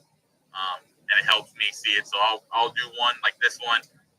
This is from the pressure. So this is from the MSJ game where we just took all the clips of the 5-man rush ratio plus, and it just told me that on first and 10 plus, they pressured out of odd one time, and they brought Saul. And they brought the will off the boundary edge. So this just helped me see it. And, when you're actually on huddle, this is the screenshot of it. You can click on these counts, and I can go, and it'll make the cut up for me essentially right then and there. So that's nice and an easier way than having to hit, the 17 different buttons on huddle and so forth, where you do this one time and I save this and I share this with the O-line each week to show them, and they can look at it at their own will. Here's one for the normal down. So, right, same thing. It was sorted by formation, down and distance, the defensive front, adjustment, rush ratio, blitz, the total count of it, percentage, so forth, right? So this just another way, right, just helps me. So this will show me, especially because of the pressures will just obviously be all the 5 or plus. This will help me see the actual true percentage by formation and field position and things like that. That helps me kind of visualize and make sure that I'm getting the right information to then translate it to the offensive line. Sweet. Miscellaneous kind of stuff. So here's some of the drawings of it, right? So right here, right? Lou Ray, 3-man slide opposite the call. Center is the end of the rope. So in this case here, right, we were on a right call here. So we had our Lou, right guard and right tackle. They're going to be 1-2 LOS, so that they're blocking the guy's head up to their play side. Tells them if they're obviously big on big, but we just know that 1-2 LOS kind of clears it up because if that guy's a 2I, a 2, a 3, whatever, it kind of helps that guard know that he got to be big on big with that guy wherever he goes. And then the end of the rope, kind of that thought that his nose crosses face, that center needs to travel back with them. Other than that, you should never, have to travel back or a gap ABC slide protection team to it. Ray, same principle. Right here is a, Lake River 4-man slide opposite the call. Play side guard is the end of the rope. So here on right call, right, it could still be a Lou, and this is how I kind of teach it to the young guys. We come up, and if we get a 4-down front, even front, that center is going to call Ray Lou the whole time until kind of we can understand it, because kind of the end of the rope can kind of confuse them at times with it here. But probably should have drawn this up, and I have it drawn up against an odd front. That's probably better to see versus that, because that makes it a little bit more clear where the guard's actually the end of the rope. Lucky Ringo full slide, and the rope is relative to the protection, right? So we do not have to worry about turning back against this unless we get X amount of guys turning back or done back that way per se, because we should have either the back is going to be the end of the rope, the tight end in the back, right shot pro, whatever it might be for us. 5 years mugged up, and so forth, right? So we're just big on big, especially with this. We just got to make sure we're good, especially like this. Look here to the bottom right. Just being ready for pick stunts and things like that. Our defense twists and moves a lot, so we get a lot of work against them good on good during Indy, which helps us in general. It helps everybody involved, right? It helps them run their stunts. It helps us pick up their stunts and pressures and things along those lines. So here's Molly and Mindy drawings, right? So we tell them pretty much week to week which way we want to, if we want to be a Molly or a Mindy team, what our base kind of rules. If we make a Molly call with open B gaps, we make our Mindy call with closed B gaps. So in a Molly here, the top left, our center is not necessarily one-on-one, right? Because these guards are going to set vertical and in. So if the nose slants one way or the other, he's helping them. The tackles are one-on-one in these situations, knowing that they're big on big and so forth. In the Mindy, the center is on an island. And these guys knowing that they got any kind of most dangerous off of it, right? So we're going to pick up the 5 most dangerous that way, right? So same deal. We might be on if this Will walks up here, right, we're going to take the 5 most dangerous and so forth, right? And then here are kind of some of the rule breakers to it. So our defense like to get in an overload front quite often against us. So they'll like to get an overload front, and then they just like to, bring everyone away. So this helps us, right? We just check to a Molly because the Molly and Mindy sorting things helps us, so we don't have to be as specific as a play caller. Making sure the man side, slide side is squared away, right? So we can be on a right or a left call here, and we're gonna make our Molly call. We're gonna be on a right or a left call here, and we're gonna be on our Mindy call, and it'll sort out the same, right? The only thing that may be different is obviously where the back is gonna naturally start as alignment and go from, but. Kind of same thing here, because this is kind of the biggest thing, especially with our guys, if we come up here and we if we were on a left call, next thing you know, the center is going to just set, and this nose would just come instead of just understanding the principle of it. So whenever I told them, hey, we're just going to Molly and overload front, it kind of clicked in their head a lot cleaner, but pretty much of it. So here is week, I believe we Mindied it. So our center here is on an island. Tackle 65 does a good job of kind of communicating the out call. Pick it up. Back does a good job here coming. Good cut on the interior, and this was a big play for us early in the game. So we're right here, right? We're against a 3 3-3 box, odd front, Mindy, center's big on big, back has inside to inside. We got any off the edge pressures. Here's us versus Hope. So here, you'll see pretty quickly here, this was the week we saw the pro plan. We're going to 4-man slide it here. So we would be sorts it out and so forth, right? So we didn't love the Mindy against these guys because they were a really physical D-line, and we were starting a freshman center, but also they twisted and stunted a lot. So that's kind of the vulnerability of a Mindy is your center's on an island, so he can get picked and things along those lines. Here's us against a solid here. Buck upright, Mindy. So here we come up, whatever call we're on here, we're on a Hector, right? So we come up Mindy, out. So we're setting here, big on big, setting out, and so forth. Back has inside to inside.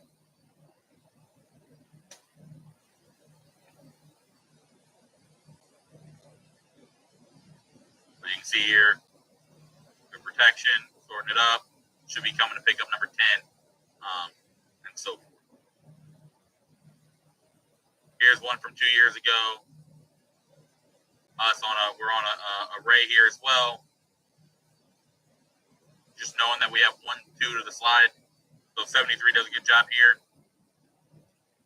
Not chasing too much, coming back, sorting it up, and giving the quarterback plenty of time. This was also an express, so one of our one-word calls that we have base rules for. Normally we slide to the field on all of our one-word play calls. Sweet, Coach. There's my contact information. If anyone has any questions, I can answer some of your questions right now for you too. All right, Coach. I got a couple DM to me, and I got because somebody's going to use YouTube chat. You know how that goes. And there's I got one in the YouTube chat as well. So for the YouTube chat question, like, what does install look like first year? Like, is there typical chat like when you? Because again, you guys have been there for a while. Like your systems obviously grow and modify. I mean, we all know that. But like year one, when you're as an O-line coach, like what are your typical challenges or delays when you're going through all the? Again, I know you have pretty high academic kids, but going through this process. Yeah, definitely I think the hardest thing that I noticed, and one thing that made me a great coach.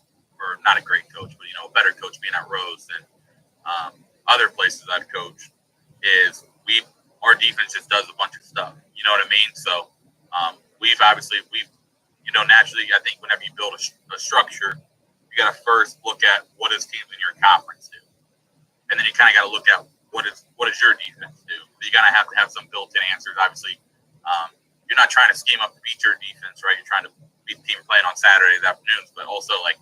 If you don't have any success in practice against your defense, you're probably not going to have a lot of confidence going into games and things like that. So kind of the way that I know that kind of is broad to it or whatever, but I think obviously like I'm very fortunate in the sense that I go against the defense coordinator as the maniac and he brings different pressures and things along those lines that I know I got to make checks. I got to volley whenever we go into an overload front versus whatever it might be, right? So based off our install, we install our 6-man protection day one.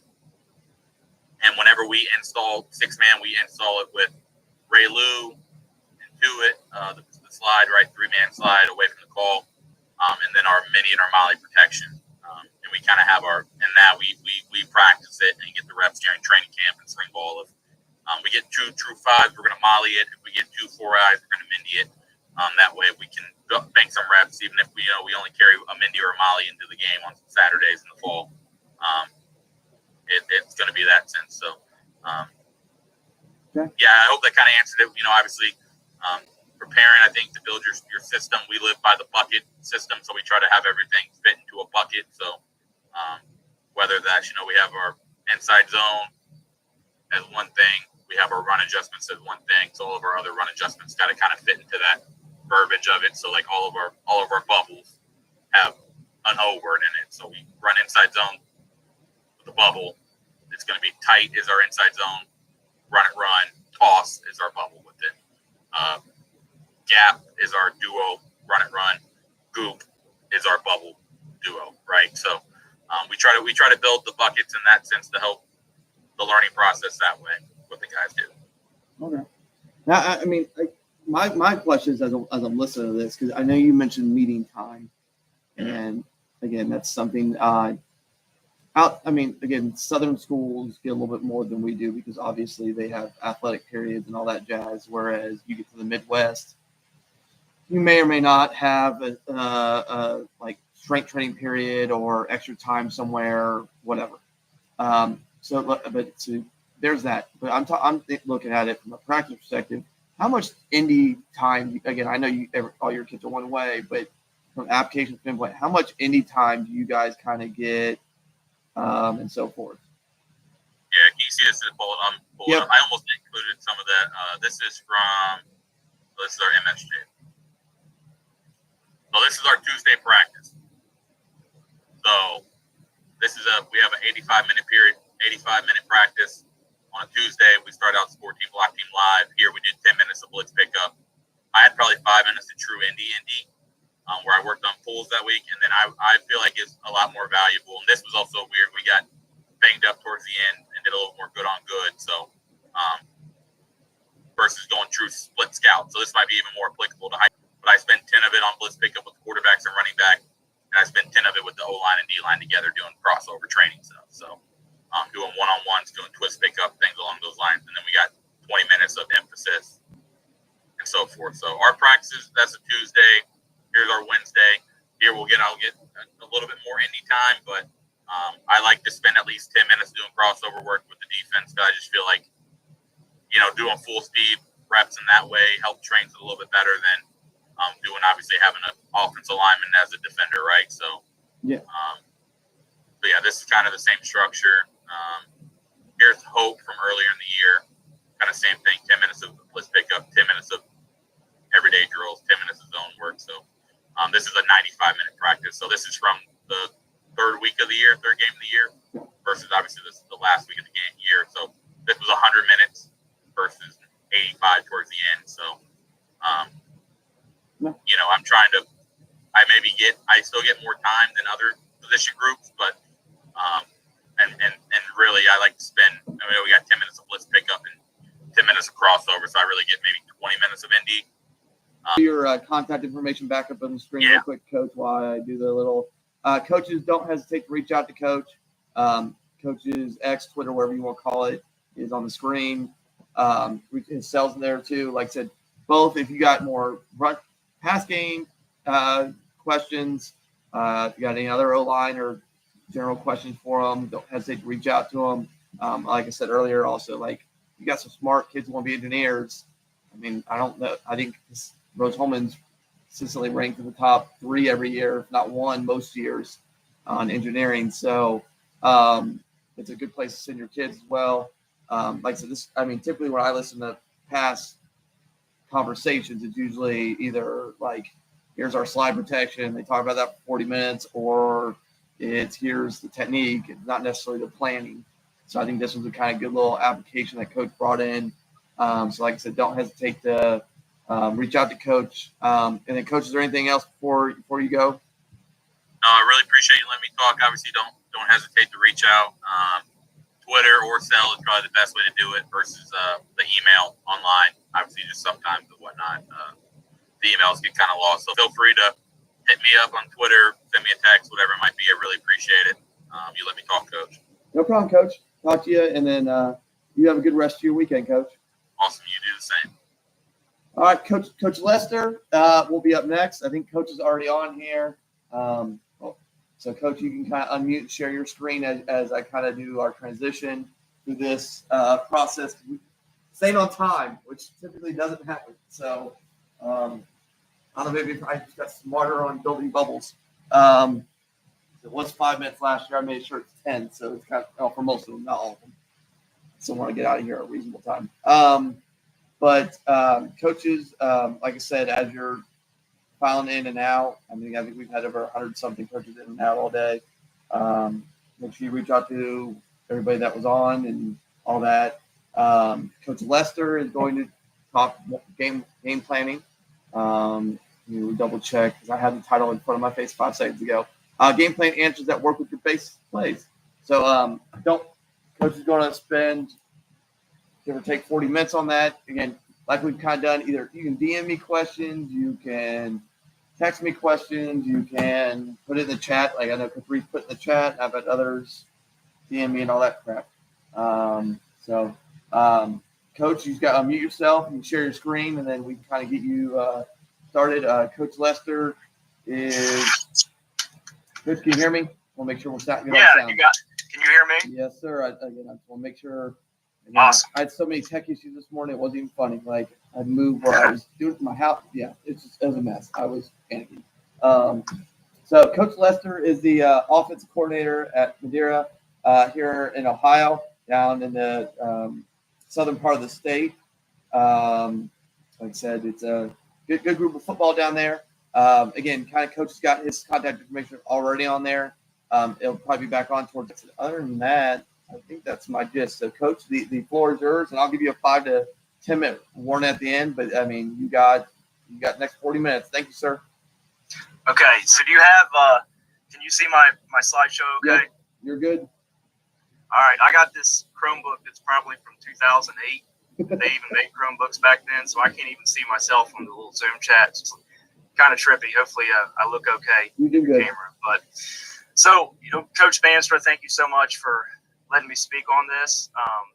I was very, very excited when you reached out, and I had a lot of different things I wanted to talk about, but I think one of the best things we do is how we game plan, and it's nothing, again, that I necessarily invented. I got a lot of this stuff from a lot of different coaches, and it's worked for us, and hopefully I can, if nothing else, spark some ideas that get you moving in the right direction as you start to figure out what you actually want to run going into the season. But anyway, here's my contact information. Reach out to me, send me a DM on X, email me. I would love to talk ball. If I'm not coaching football, there's very little other things that I do. So I'll get back to you and we can talk some ball. Anyway, listen, I'm not going to go into philosophy. I'm not going to sit here and talk about my resume because that's not the point of this. If you all have been to a Glazier or the state coaches clinic or whatever, sometimes people talk about themselves a good bit. That's not what I'm here for. But I do want to give some credence to what we're doing and kind of how it's worked. So at Madeira, I've been there 6 years out of the past 7. 1 year I was at West Claremont. That was in 2021. So I didn't include the 21 stats. But if you look here, we've been pretty balanced. My head coach, Chris Stewart, by the way, search his name in X if you want anything on leadership or motivation. He's a great guy to work for. And if you're a young coach on here, I would implore you to make sure you're working for a good head coach because that's probably one of the most important things of being a coordinator. But anyway, you can see we've kind of been all over the place with running the ball and passing the ball. The years is highlighted in yellow are the years I was the OC. I switched over to the defensive side in 2019. And then 22, 23, 24, I came back. And my whole objective was we wanted to get back to a physical run game. You see in 22, we ran for 200 yards a game, and we won 11 games. Past couple years, we've been young up front. We've been very small. So this year, we had 3 players on our whole roster who was over 200 pounds. And we had a really smart, talented quarterback. So we decided that the best way for us to win is throw the ball a little bit more. We're able to win a playoff game, and we return a lot of those guys. So we're pretty excited going forward. I'd like to get back to trying to run the football like we did in 22. Unless, of course, you're one of our opponents watching us, then we're going to pass every play. We're going to be not just 5 wide, we're going to be 6 wide, so you can prepare for that. Anyway, so when we talk about game planning, I put 4 considerations on here. First consideration is, who are you? What's your identity? I'm a believer in the Pareto principle. That's the top 20% of your plays are going to create 80% of your production. So you need to spend your time thinking about what are my best plays. For us this year, it was honestly quick screens. Not the play that I want to run. I want to run buck sweep and power and counter and those things, but you're killing your plays. That's going to give you 80% of your production. And then, teams that are coached up well or have equal talent to you are going to figure out a way to stop those top plays. So you have to have a systematic approach that provides answers when a defense stops your best play. That's the other 80% that accounts for the last 20% of the production. And usually in those games, that's the difference between winning and losing. Can you execute those plays off your best plays so you can win those type ball games? And listen, I was a 23, 24, 25-year-old head coach and play caller. If you told me back then about this stuff, I wouldn't know what you're talking about. We just went out there and tried to get the ball to our best players, which, hey, that works. However, there's a better way to do it. And then kind of leading into that point, who are your dudes? Since I started coaching, I've always believed in running a man offense. And that means that get the ball to the man, right?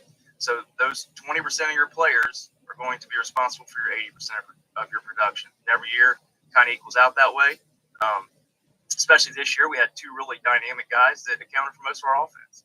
And then the last thing about, I think it's proven in high school that you're going to go as far as your quarterback. If you're running 5 wide air raid spread stuff, your quarterback is the heartbeat of your team.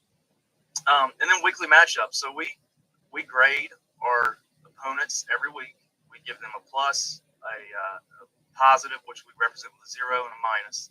And we figure out, where do we have our advantages? Where do we have our weaknesses? And where are we equal?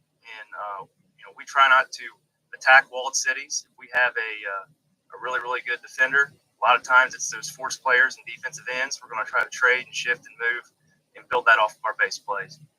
And obviously scheme, down and distance tendency, and then knowledge of your opponent. Is it a league opponent? Is it someone you've only played once? What can you kind of do there to maybe show something that you haven't shown before? And then the last thing, and I think this is the one that I really haven't figured out until I've gotten more experienced as a coach. This is my, I want to say, 7th season calling plays. So it's taken, a long time to figure this out. It's practice math. And what I mean by that is, how many reps are you running in practice? How many times are you repping a play before you actually try to run it in the game? And then are you 2 platoon or are you 1 platoon? That's going to dictate how much offense you can run. I've ran both. When I had kids that went one way, we ran more things. It just is what it is. And I would say, if you can, try to make your O-line at least one way. And that's something we did when we were really good back in 22. And that practice math and figuring out kind of what the equation is for how many plays you can carry into a game, that's big, because it gives you confidence when you call something, especially something that's part of that, that 80% of your offense that isn't the base, that's the plays off of your 20% base plays. It makes a difference that you're not all puckered up hoping for the best. Okay, so the process. So this right here is kind of our game plan sheet. I always have a version of this on my call sheet, but when I sit down to watch film, I'm thinking about our 4 series. So for us, it's going to start with buck sweep. Again, I tried to run it every single game because I believe it's the best way to run the football. And I have a wing T background, and I just think threatening the flank and run game is the best thing you can do. Then we're going to have our power counter series. Power counter for us and for everyone else in America, we block it with the same rules, just a different kick guy and a different wrap guy. And then jet, which is kind of a mix. We always usually mix in power and counter and some of our other stuff, but we use jet motion a lot. And that could also be orbit motion if we like that a little bit better that week, or push motion with our back. And then the last thing is kind of our zone lock series. I call it our spread series. It's more of a catch-all. And this year, I would say we probably kind of scrapped our power series and made it 2 different spread series of plays. But what I mean by series, and again, this goes back to my wing T background. It's all based off if-thens. If you're reading the force player on buck sweep and he starts to fly downhill, what are you going to do to be able to complement that? And you can see we build off of each one of those runs, typically a complementary run, a screen, and then either a play action or something in the boot game. I don't really include RPOs or a Q tag with the quarterback running in the count because that's inexpensive for the offensive line. Being the O-line coach, I try to make it as cheap for them where they have to learn as little as possible. But we try to figure out what our best plays are, and then we try to carry 2 to 3 different personnel groupings, formations, shifts, motions, stuff that we can try to dress those base plays up with to make them work when the opponent stops. All right, so I talked a little bit about if-thens. This is a lot of information here, and if you guys want this, just reach out to me. This is stuff that I created, so it might be awesome. It might be terrible. I don't know. This is what we go by, and it seems like it works pretty well for us when our kids execute. But, when we start off with our base plays, we have formations that we like, and then our blocking adjustments. And we kind of got this categorized into for every single base play that we do to give us answers. This is something that I usually keep with me somewhere on my sheets that I bring to a game day, but this is stuff really, once you ran an offense enough that you kind of got memorized. This is our thought process when we go into the game plan, is how can we neutralize our best players? And if you see here in green, these are the ones that we really like. So for example, we've found that when we run buck sweep to a 4x0 formation, meaning that we got unbalanced tight end wing with the twins over, it puts the force player in conflict. If that force player tries to take away our buck sweep, then we really like running power, right? So if he's trying to apex the twins, and at the snap he's reading our wing and crashing down, then we ought to be able to hit it up inside him. Same way with how we like to do our trades and shifts on power and counter. Right? We can set the one tech if we trade our wing back or tight end across, or we can get to the matchup we like on the D end. And then if you look down here in red, I'll just be honest with you, these are some concepts that we've played with, that we've tried, that haven't really been great. And if you look, at our level, I feel like play action, where you give a flash fake, or if you do a run action pass where you pull the guard on power and stay in the pocket, the backers just don't fly up enough. It's kind of a waste of time. So I haven't been able to make those work. But we've had a lot of success with our boot game, and I'll show you guys that here when we get to the cut-ups. Here's kind of the same thing for our jet series and our spread series. Again, it's a little bit bastardized at times, because we run counter as part of our jet series. Sometimes we tie orbit into our spread series, but these are just some of the things that we like to do to try to make this base play work. You can see we invest a lot of time in really trying to make the base play work. That's why we have all these answers. Game look-alike action in the backfield. And that's what when I talk about kind of grouping these plays together. If we're running a play that looks like buck sweep, we tell our kids that we want to make sure that our tight end, our wing, our running back, and our quarterback are all aligned the same. So those plays look alike to the defense. So before I get into my clips here, just how we practice this on a week-to-week basis. And I think this, if you take one thing away from this talk, is dialing in how many reps are you actually getting in practice. And that's going to dictate how many plays that you can run in a game, and how many plays you can carry into the game, I should say. Now, listen, kids are different, right? Us football coaches, we think about this stuff nonstop, 24/7. When we're in the shower, when we're laying down to go to bed at night, we got visions of power running through our head. These kids don't. So that's something I always try to remind myself. They need the physical reps. They need the walkthrough reps. They need to see it on paper and draw it up. But anyway, Monday we go through our scouting report. We don't bring kids in on Saturday. I know that that's something that coaches are probably against, but that's just how we do it. Rest. We go through our scouting report. We walk through all of our base plays. So if you look back here to these 16, 15 plays that we like for that week is our series, we're going to walk through all of those against whatever we expect their defense to be. We'll work BPU on Mondays, and then we're going to try to get half of our plays of those 15 to the right, and then the other half to the left, and that's mixed in with whatever little wrinkles or gadgets. So we carry a 20-play script usually for our team session, and a 10-play script for our group sessions. Tuesday, we talk about. We show more cut-ups. We run a screen period, so we bake in 5 minutes at the beginning of practice on Tuesday and Wednesday to make sure we get all of our screen reps. We are always going to run some sort of tunnel screen, even if it's not in the count of those 15 plays, but it usually is. And then we're going to run, in our group periods, we're going to run all of our base runs both ways. And 7-on-7, we're kind of going to preview our third down passes for that week. Wednesday is all third down for us, so we're really going to concentrate on those plays.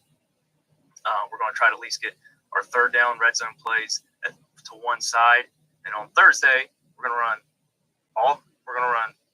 half of our base plays, which we ran half of our base plays on Wednesday, along with our third down red zone, and we're going to run our third down and red zone again, along with the other half of our base plays. So, and then we try to script the first 5 to 7 plays that we'll run. So, again, here's the visual for you. If I missed anything, here's the math behind it all. Okay, we want to try to get 20 reps of our base plays both ways on Monday and Tuesday. And then we really want to hit situations on Wednesday and Thursday. And then by Friday, your team has ran each base play 4 times. You know, we've worked it against different fronts and inside run, and we've seen it in a third down situation potentially. And then your situational plays you've ran at least once to both sides. Now, some considerations. We keep this, so I've talked about kind of our base way of game planning. We keep a lot of our situational stuff, and what I mean by that is we're talking third down short, third down medium, third down long, our high red, low red, and then our backed up offense is usually the same. We sit down as a staff or just kind of figure out before the season what plays do we like, what 4 to 5 plays do we like in those areas of the field, and we will run those plays out of different looks. Because if you think about it, how many snaps do you actually have backed up? Well, you probably over the course of the season might have 5 to 10. So why change the plays? Same way in the red zone, right? You know, everyone's going to run similar things in the red zone. It's just how many ways, because the field's condensed, how many ways can you dress that up from week to week? And I think those micro doses kind of, it keeps you from pulling your hair out as a coach and trying to reinvent the wheel on third down or in the red zone. And I just think that those little doses throughout the summer and throughout the season are going to make the kids able to execute those. But again, quote here, you know, coaching is an art, not a science, right? There's been some games when we've repped one play 3 weeks ago, and at halftime I'll say, hey, remember when we did X, Y, and Z? And the kids are like, yeah, coach. And then we go do it. And there's times you practice something. I remember this year we tried to run trap out of shotgun, which, you know, I have a love-hate relationship anyway. We practiced it, looked great, and then we get to the game, we just couldn't figure it out. We kept screwing it up, and I don't know. It's kind of random sometimes with kids. That's why it's an art. But the science, it does help. All right. Coach, before I get into cut-ups, do you have anything for me? The first question we got, at what point in the week do you scratch a play off your call sheet? That's a great question. Usually, I have a hard and fast rule. I don't add anything before Wednesday. Like, once I hit the practice field on Wednesday, I'm not going to add anything. Really, I typically don't add anything after the weekend, right? If I don't have it rolling into to film on Monday. But Wednesday, I take a good hard look at our practice film. That's something we do. We film our practice on Tuesdays and Wednesdays. I look at our practice film, and then I keep my practice schedule with me, my script. I just cross it off and say, you know, the hell with it. We'll figure something else out. Yeah. Perfect. That's it so far. So then okay. Well, looks like got plenty of time to watch the film. I know this is super helpful for me when I go to a clinic, so I want to make sure I gave plenty of time to do this. All right. So just to give you a little bit of a backstory about this game, this was against Purcell Marion. They were 11-2 this year, and man, we actually lost them in the playoffs. They were a lot better when we played them the second time, but this was early on in the season, and they had a new coach, and we felt like that they weren't comfortable yet in some of the stuff they were trying to do. So we thought we could get them with some unbalanced formations. You can see here, they're in a stack defense. We are in our unbalanced twins. And listen, if you go against a stack, if you run a stack, the first thing I'm going to do is unbalance you and see how you adjust. These guys didn't really adjust much. Now, again, we talked about coaching being an art and not a science. Well, listen, they wrecked this play. But I'm just kind of getting in your head. I will use a play as a sacrificial lamb to get the look that I want, and to make that defensive coordinator kind of freak out because we're showing some unbalance. Through the buck sweep. I don't know why they got a 15-yard penalty. I can't remember, and I can't really see it, but I think it was the first play of the game for us, and we just kind of wanted to set up, get the look of the unbalance, and see how they were going to react. Hold on one second. Okay. Again, this is the first series. It's a few plays after.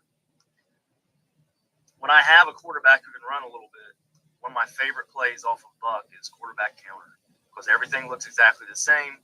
You're just pulling the wing back through, giving that buck action going away from the run. So here we start off in our unbalanced look, and we want to see what they do when we trade over.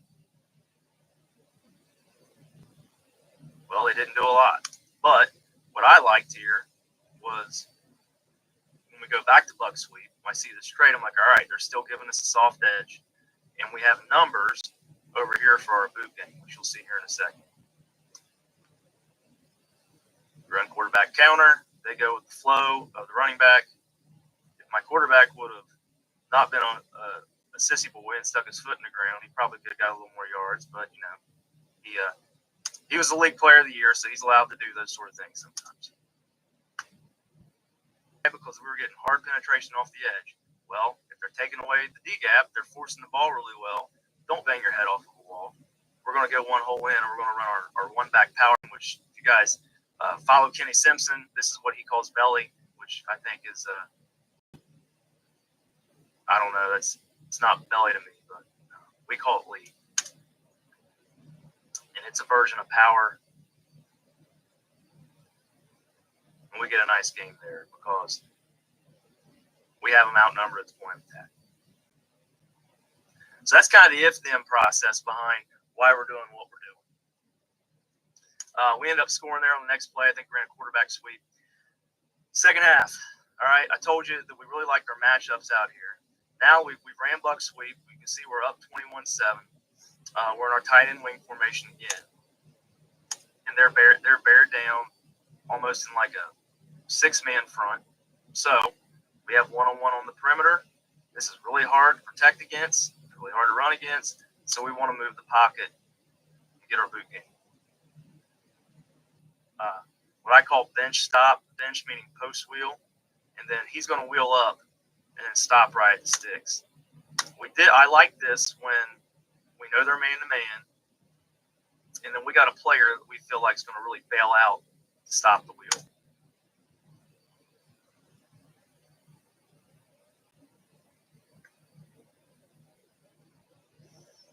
Go back to our trade because they still haven't done a great job of adjusting.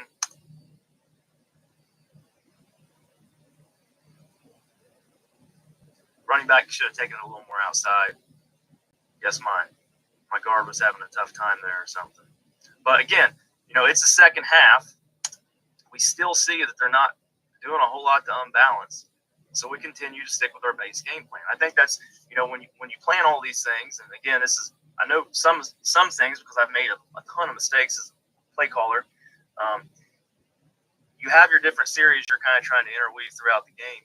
But if they're not stopping it, if they're not adjusting, don't give up on it. That's what we're doing here. I think they ended up giving us the first down. Again, coming right back to it. Okay, we had shown them bench and bench stop. One reason we did this too.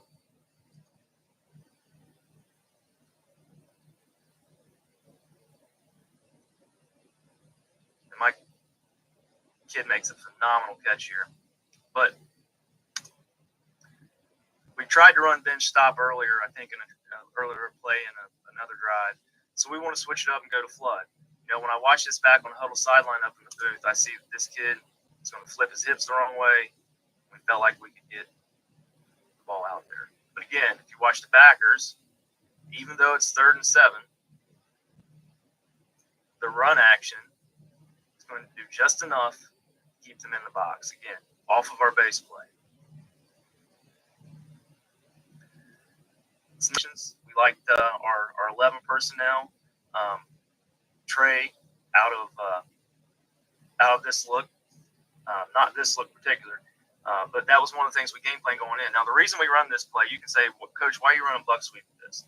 Well, one, because I'm very stubborn, but two, I got this one-on-one backside that I want to set up.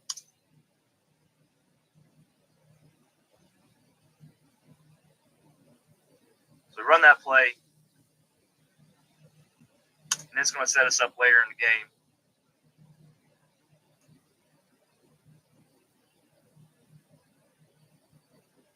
For our boot off. Kid makes a great catch. We get a first down. At this point, we kind of pissed the game away. We were up 21-7. We fumbled the ball, and they make a run. We ended up winning in overtime. But a couple takeaways through all that is, one, don't give up on your base plays. And two, like you saw in a clip before, don't be afraid to run those base plays to set up other things. All right, so we talked a little bit about trading and shifting. This was our best team. We were going up against a pretty young opponent here, so I'm not going to say this is all coaching. But we run, and you look here, 6 is pulling a string across.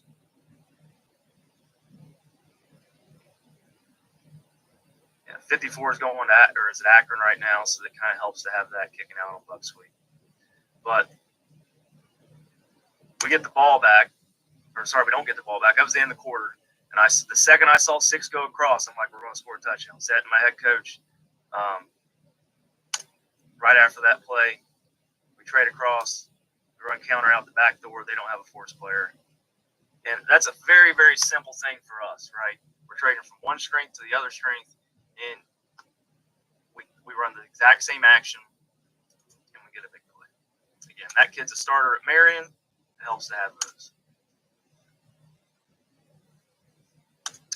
Example of an adjustment here. I know that game planning is talking more about series-based stuff, but one of the ways teams will try to stop buck sweep, and we're power. It's great, right? I think they were a state runner-up this year, 22. And again, it was 9-0 versus 9-0. It was a great game, but we knew that they were going to try to choke our tight end. So one of the good adjustments I like off buck sweep is buck arc. So we arc the tight end out to the force player. That's going to widen this kid who does a hell of a job anytime he gets down block and squeezing. We get the pull. Again, you get your athlete in space. Go ahead and get a big play. That's all I got for buck. I'll go into power next. Coach, any questions or anything from the I got a question because I saw it earlier and I didn't want to interrupt you. So that your unbalanced set, so we use that a little bit this year. How often would you? I got 2 parts of this. So you're unbalanced with the twins out there. How often did you guys use it? And did you find that certain teams just refused to adjust when you got into it? Yes. How in 2022 when we were probably 50%, I even remember like 60% tight end wing. I would use it every single game. And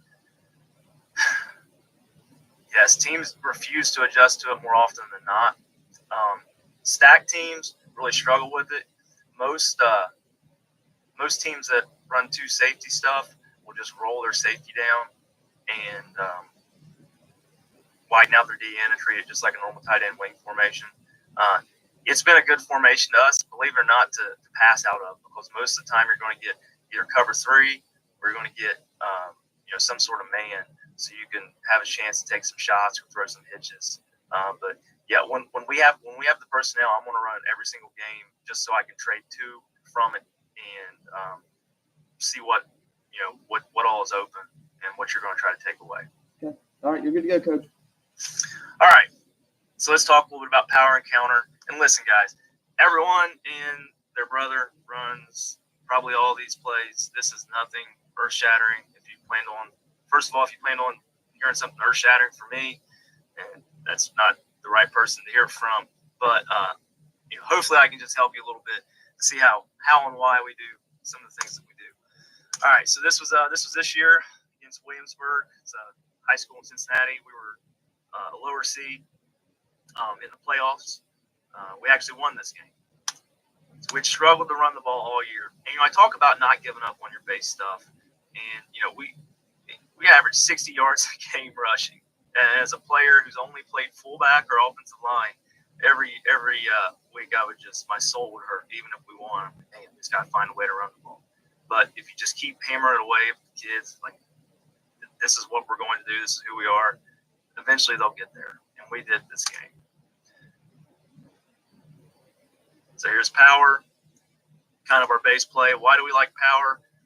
Well, anytime I'm getting a 3 and a 5 to my wing side, I'm gonna go to power. I want to see if we can kick out this end. We like our double team. We like our kick out and our pull through. They blitz themselves out of the play. And then we get down to the 5. Now, we talk about complementary plays.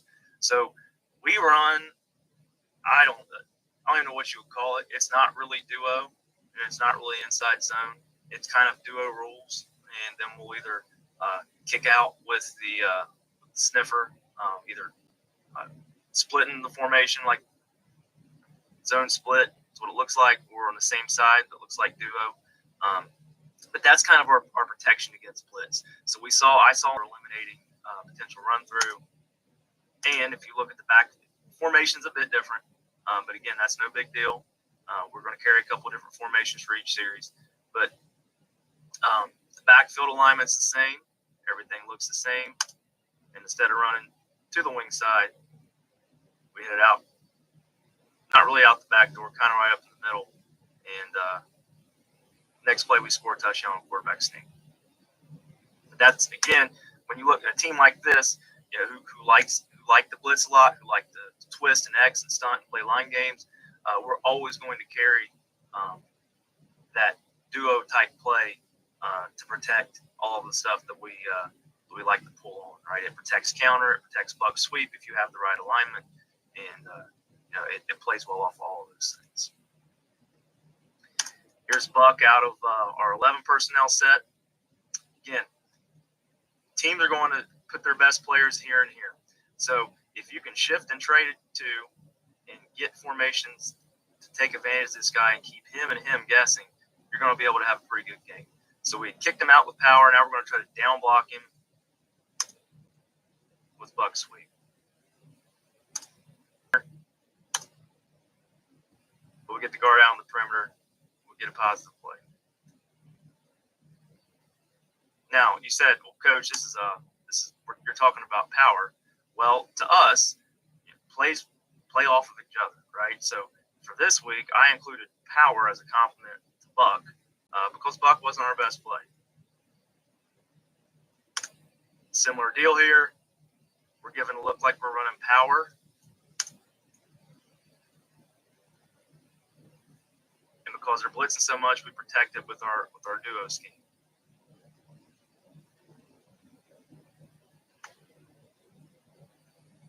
Same look, we trade across. Now we run back the other way. Why do we do this?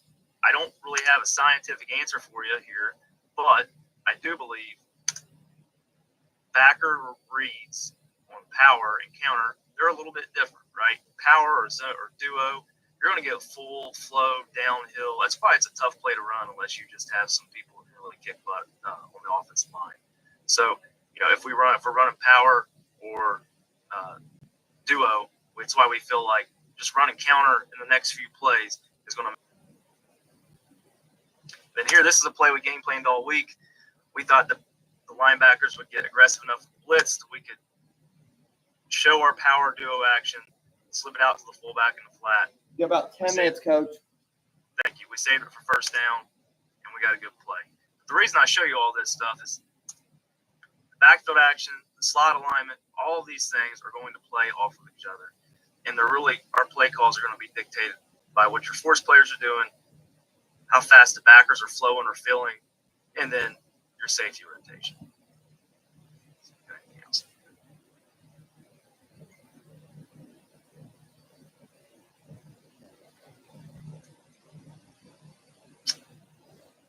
Okay, this is the last two clips I'll show you about power. Again, this is kind of our power asset alignment. We ran zone kill this week because this was a big blitzing team. This was Zane Trace in the playoffs.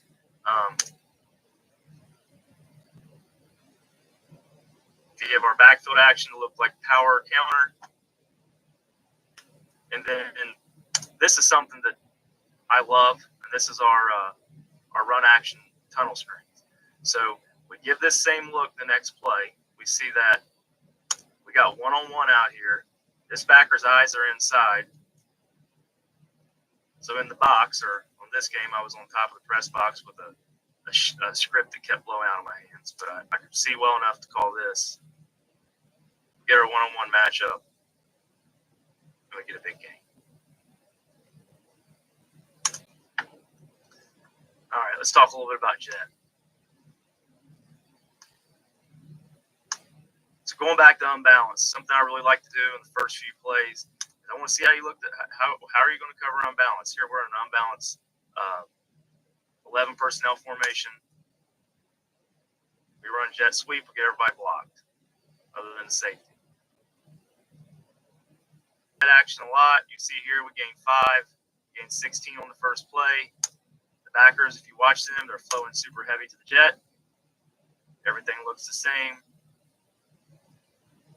We hit them up inside for a touchdown on counter.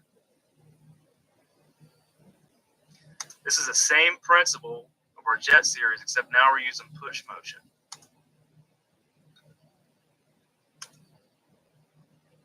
Anytime we motion someone across the formation, they fly out to it.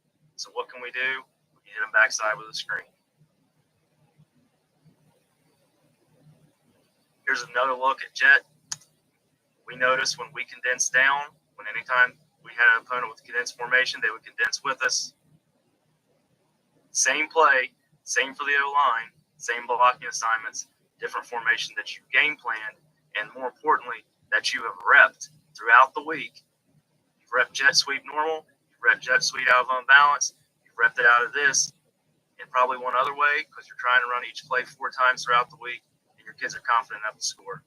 Then the last one I'll show you here is another run action for 5 minutes every Tuesday and every Wednesday.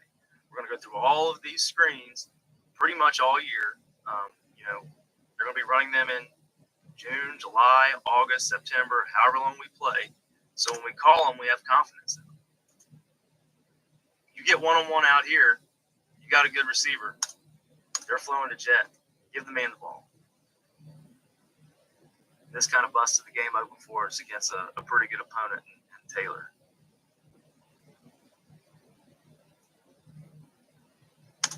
Let's save that. A couple more plays here.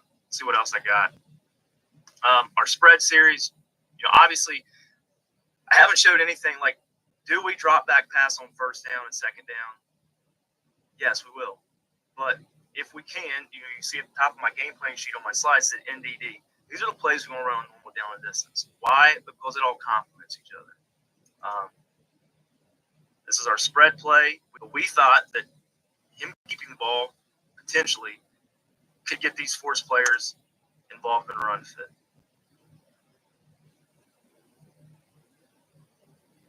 So very simple stuff that people have been doing for years and years and years now. Throw a bubble screen. Same drive. We ran a couple more screens to get to this point. They're getting greedy. We were supposed to take a shot, but sometimes it doesn't work out the way you plan. We still got 26 yards. Can't be too mad about it. Later in the game, they've done a good job of stopping our screen game. You can see now they got us 3 for 3 man-to-man. They were doing a really good job of getting upfield, being aggressive. Because we're struggling to run the ball. So So we go into halftime and say, hey, let's break out our draw stuff that we had planned for, stuff that we'd practiced. The second half, we hadn't read it yet. We were able to execute it.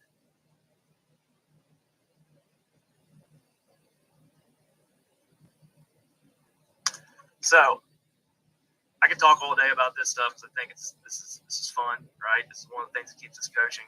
But the biggest takeaway is you're a better coach on Sunday night and Monday night and every night except Friday night, right? Because Friday night, the kids are nervous. You're a little bit nervous. If you plan a systematic approach, offer your best plays, and you actually practice those plays, you're going to give yourself a shot to break them out and be able to feel confident in your kid's ability to execute. So as far as cut-ups, that's all I got. If there are any questions, I'd love to answer. Let me check, Coach.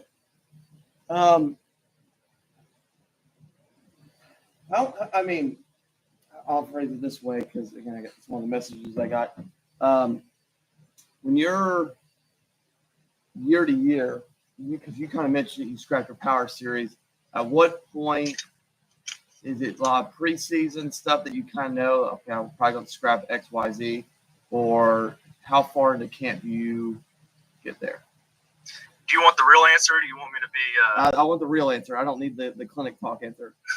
When there's going to be a game early on in the season where we get our asses kicked, and I'm like, I can't do this. we need to adapt. I think one of the other things too is we're not going to do a whole lot else other than, our situational stuff and those plays I showed you. Like, we have a big menu that we practice over the summer, but I'm not putting in plays in the middle of the season. So, I'm trying to think this year. We played Wyoming and Reading, two of our teams in our league, and they pretty much just kicked the crap out of us up front. And I'm like, you know what, boys? We have some really good athletes. We need to stop beating our head off the wall. We still practice power and counter and bug sweep and all that stuff every single week, just like we always do. But I know that I'm going to have to probably throw the ball a little bit more and transition out of some of those plays on my call sheet and then transition into maybe a little more spread. Or the inverse in 2022, that team had just went 4-7. Like I said, we ended up being 11-2. We weren't sure how good we were going to be. So, we had a game week 2 where we just run roughshod over a team. It's like, well, okay, let's not worry about throwing the ball as much, and let's focus a little more on our 21 personnel. So I always try to have everything figured out by week 2 or 3. And about what we got, Coach. Like I said, I think, again, I asked you some questions as we kind of went, and that people had, and I had. And can you put your contact stuff back up on the screen as we kind of, again, hopefully stay on schedule? So far, we're in there. Coaches, don't hesitate to reach out to Coach. Coach's contact information is on the screen. Like I said, whether it be email, X, Twitter, whatever you want to call it, you can get a hold of Coach there, either for this or more on kind of some of the other stuff offensively he does. Like I said, as I do down there at Madeira. Like I said, any last closing things before you go, Coach? Well, hey, I hope you guys had fun listening to this. I had a blast doing it. Nothing we do is groundbreaking. I'm an open book. If you play us and ask us questions, I'm probably going to lie to you. No, I have had any success because of standing on the shoulders of other people that would sit down and teach me the game. I'm still learning, but I would love to talk ball with anyone. Email me. I'll give you my number, or send me a DM. But either way, thanks a lot, Coach, for having me on here. Have a great rest of the day. You as well, Coach. Thank you. Speaker will be starting here momentarily. Coaches, again, don't hesitate to, while Coach is getting set up, and turn on his mic and turn on his screen and all that jazz, and sharing the screen. Don't hesitate to put questions in the comments. I know we've had speakers put some questions. I've had people DM me and all that stuff. So we should be good there. Like I said, we're halfway through. We're about to come up to our last offensive speaker for the day. After him, we'll have 2 defensive speakers. So like I said, everything's, from what I could tell, is running smoothly. A couple little internet connection issues as the time's gone on, but it seems to have sorted itself out as we go. Coach, as you unmute yourself, how do you pronounce your last name? It's probably a question I should have asked before we went here, but I was like, I have a guess, but I also try not to offend people when I can pronounce their last names. Let me hear your guess. Nguyen. Yeah, you're not wrong. I go by Nugent. Nguyen, not wrong. Lynn's not wrong. I actually asked my mom like 5 years ago. I was like, Mom, how? Because I was like, how do we say our last name? And she was like, how do you want to say our last name? And I was like, that's not how that works. It's like I need a way, like because everybody says it different ways, but as long as it's not like butchered completely, I'll respond to it because I know what people are trying to say. Okay. There's so many different ways to try to say it, but I go by Nugent, but I won't. No, I was just curious. Like I said, like I'm looking at like I have a guess, but again, you never know. And like again, my name's been butchered up and down. It's great when they read it off paper and add U's and M's to my or E's and R's at the end of my name. So I've heard every little thing for someone to try to pronounce his last name. So I get you. So like I said, as Coach Fish getting set up, like I said, again, I'm liking that we're ahead of schedule. I'm hoping we can kind of stay there. Because again, like I said, by us starting about a minute or two early, gives Coach a little bit more time to kind of head into it. Coach was nice enough to come on. Coach is the offensive coordinator there at New Canaan High School. He's going to talk using condensed sets, formations, and run in the run and pass game. Like I said, again, before we get started, again, don't hesitate to hit a like on the video because it helps people find it. Don't hesitate to ask a question. Like I said, I'll be overbearing in the chat and just constantly remind y'all. Like I said, you got questions, again, text me, DM me, put it in the YouTube chat. Like I said, no questions dumb. Like I said, half the time when somebody sends me a message, speaker ends before I can ask it anyway. So 2 more hours left. Coach is going to speak for about, I have it written down as 35 minutes. It'll probably be closer to 40, but you never know. Like I said, especially they'll start a little bit early. But Coach, the floor is yours, and thank you for doing this. All right, no problem. Coach, thank you for having me. I appreciate it. So again, like Coach said, we're going to talk about using condensed formations in our run and pass game. So before I start, I always like to kind of give a little bit of intro on myself. I've been coaching since 2013. I actually started my coaching career back at where I played, so the top left corner, and I was lucky enough in my very first year coaching won a state championship. I mean, not that many people can say that, and it's kind of followed me throughout my career a little bit coaching-wise, so I can say I've been kind of lucky. Top right screen, I went back and coached at my alma mater, Endicott College in Beverly, Massachusetts, Division III school. From there, I moved down to the bottom left to Carmel, New York. And then the past 3 seasons I've been at New Canaan, Connecticut, two as the offensive coordinator. My first year there was become a coach and give back to the game that kind of helped me become who I am. And to do that is to have somebody at home that believes in football. It was my wife, so she's been awesome there in football. She understands the time commitments. And then, this past season, we welcomed son. And so, I've heard a lot of coaches say that they become better coaches after having a child, because now when I'm coaching, I want to try to be the coach that I hope my son will have one day. So, because there's people that trust us with their kids, I want to be that good coach that every parent sees on the sideline that is kind of motivating their kid, caring for their kid just like they're their own. So now, I kind of have a son, and that's my new motivation in kind of coaching every single year. So let's go into it. So again, our offense this past year, we averaged about 35 points a game. We were 66% run to 34% pass. I'm very, very analytical in what I do. We have a formula for success. We review each game we need to do to be successful to kind of win a game. And the one thing that we talk about all the time is our step one is protect the baby. We have on first down we want to gain 4 yards or more, and that's kind of where kind of this offense leads into, right? 4 yards is fun, right? We want to make sure on every single football play we get 4 yards, because that's a successful football play in our eyes. This past season we had 621 offensive snaps, and of that 169 were condensed. So 29% of our plays were out of a condensed variety of them. 121 runs, 71% run, 48 passes. That's 29. So it kind of balanced out a little bit there, kind of a little bit more run towards it. But you have to be able to throw out of those sets to kind of keep defenses honest. So we talk about why we use condensed sets, right? Create space, right? A lot of times people think that you're condensing the formation, you're bringing everybody in. How do you create space with that? Well, you're creating space outside on the perimeter, right? You want to be able to get your athletes the ball out in space. Do it by creating space out, right? You want to bring everybody in the defense in by condensing the formation, and then that way there's more space outside once we get outside, right? Next one is defensive alignments, right? So again, they're going to line up to it, right? So that will help in scouting, right? You'll be able to for the past 3 years. So we have a good idea on how certain teams will line up to it. So this year we got a little bit more creative, which we'll kind of get into in our film.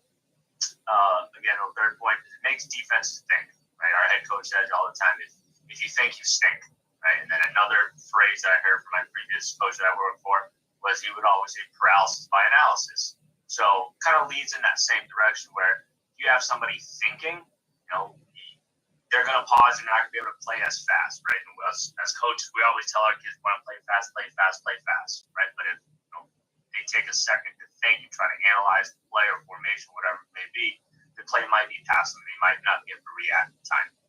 And the last point is something that I truly believe is that we're playing against players, not coaches, right? On Fridays and Saturdays, you're not playing against a defensive coordinator on the other side.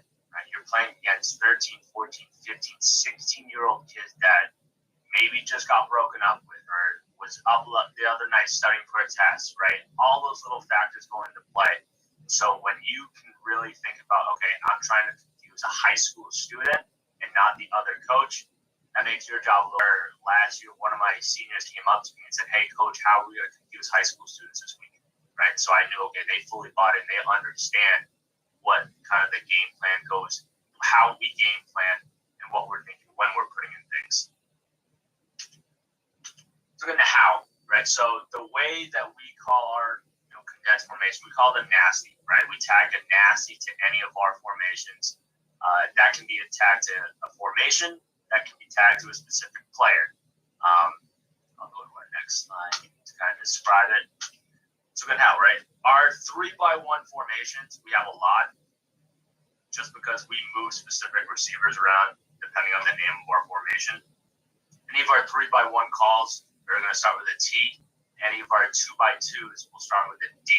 So this is thug right.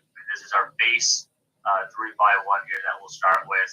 These are normal alignments, right? The Z will be top of the numbers. The Y will split between the Z and the end man line of scrimmage, and then the H will split between the Y and the end man line of scrimmage. Right? Those are their standard base alignments.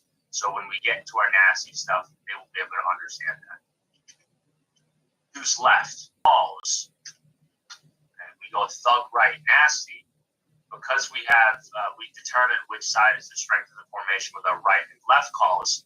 We go thug right, nasty. The entire right side of the formation will condense down, right? So it all starts with the Z, right? So the Z will line up 3 to 5 yards away from the end man line of scrimmage. You knew from the previous standard alignments that the Y will line up, split the difference between the Z and the end man line of scrimmage, and then the H will split the difference between the Y and the end man line of scrimmage, right? Because I only said thug right, nasty. The X will line up in a standard outside receiver. He'll still be split out wide. We went deuce right, double nasty, right? The double will talk to both sides, right? So now I showed you deuce left, which was one of our standard formations. We had a double nasty tag to it. Now both sides will condense. Right? If I just went deuce right nasty, just the right side will condense. The left side will stay split out with their normal spread alignments. Right? But you're just moving different receivers around. And so I talked about having specific tags and letters, right? So again, dime left off, Z nasty, right? So now the dime left off, right, is just a tight end off the ball here on the left-hand side, but we tag a Z nasty to it. The Z will tighten his split because the H, the standard alignment, is splitting the difference between the outside receiver and the end man line scrimmage. He will condense down, right? So as long as your receivers understand the base alignments and where they're supposed to be and their rules, this is easy for our kids to understand. Right? This last one here, right? Trio left, double nasty, empty. Right? So again, it's just double nasty, but now we add an empty tag to it. Our empty tells our running back he's going to line up as a slot receiver away from the call side. So the call side is left. We tag an empty to it. He becomes a slot receiver to the right. Because it's double nasty, he lines up splitting the difference between the Z and the end man line of scrimmage. So let's get into some clips here, right? So again, if I were to say what are the play that we hang our hat on the most at Buchanan is our toss, our pin pull plays, right? So again, this is something that we do a lot of. We do a lot of different ways. It's simple for us. We have receivers and tight ends that can block, and we have athletic linemen that can get out in space, right? Anytime that I can get our tackles and guards out, that's a plus for me, right? Because any corner or safety, when you see a big lineman running at you, that's not a good matchup. So, so we run this toss into the boundary. I also love running into the boundary, by the way. You're going to see a lot of that. And so again, here, you have a tight end that comes down on the end. You have the Z receiver that cracks on the stand-up. Right? And now we pull our inside receiver for the corner. We get our guard and tackle out in space. Right now we're going to leave. We want a safety or a corner making the play.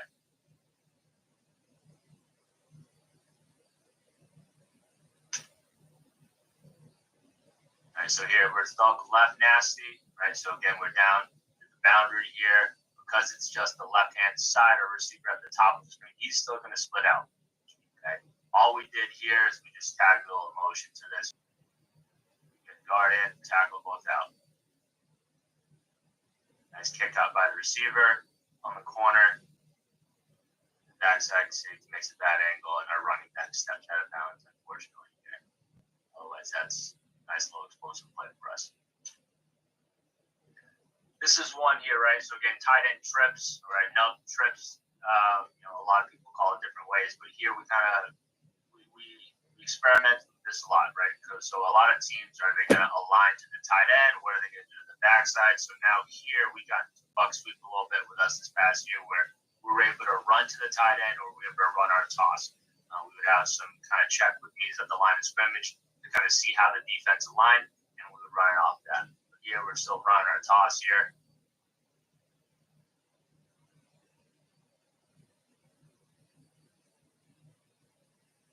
Again, here all of these, right? We're getting at least 4 yards, right? At least 4 yards, and that's something that we kind of strive for every single play. Little tight shot here. And you see the linebacker number 33 here trying to get everybody to adjust.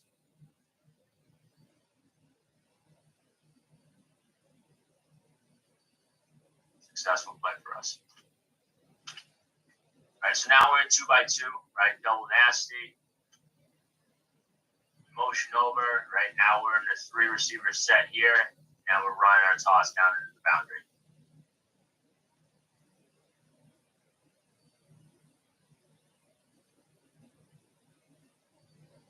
This here is great because we're in this 2x2 balance set, if you want to call it, because we have a running back and pistol. Teams really can't declare what they want to do. So this is another one of those sets where we can line up, check with me at the line of scrimmage and see, hey, do we want to run to the 1 or do we want to run to the 3? Right? This clip here, right? We always want to try to run to the 1, just because that way we're guaranteed to get at least our guard and tackle both out on the blocking team. It's an easier kind of reach here for our center, even though the 1 almost gets there, right? We're fast enough here. This is one here, right? We get to an unbalanced look here, right? So again, we're in sub right nasty, and we call it X over, right? So all it does is just bring the X over, and all we're doing here is we're trying to create a matchup here. We know that our tight end, right, for this game here, I told my tight end, hey, you put your hand down. You don't have to get a 2-point stance.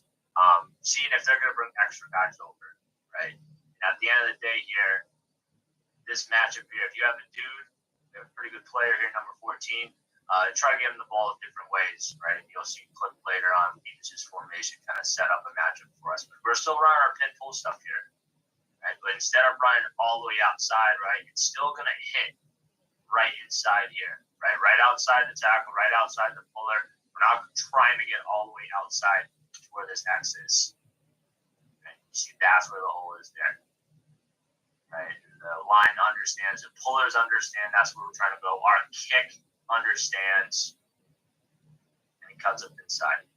Again, right? We want to get somebody to tackle, right? Let's get a safety, try to come down and tackle, corner to try to tackle.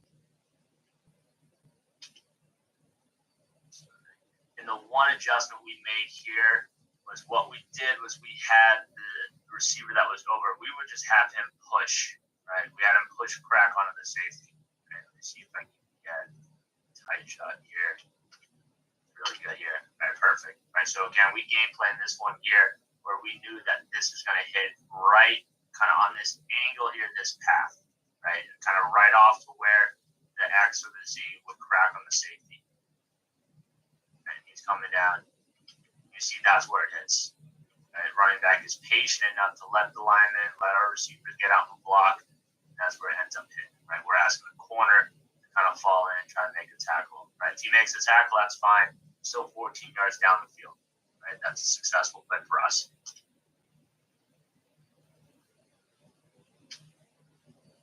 We're in that nub tight end look again, right? So again, tight end trips over here. We're in this nasty. We're in a wildcat look, right? So we're running just GF here.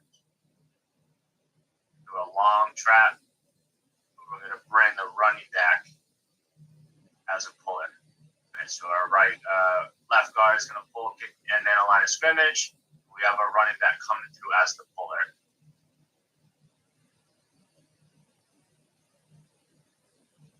So now we start getting a couple different schemes that we also run out of this set. And so here's our buck sweep. Get a tight shot at this. Right. Look all the numbers that you have over here, right? So to the right of the start, you got 1, 2, 3, 4, 5, 6 guys over to the right.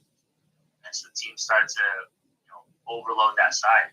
As teams start to overload that side, get good angles over here on the left side. A game plan thing to kind of let this stand-up linebacker go so we can get to that linebacker. Get a nice explosive play out of this. And a base basket. Run again here.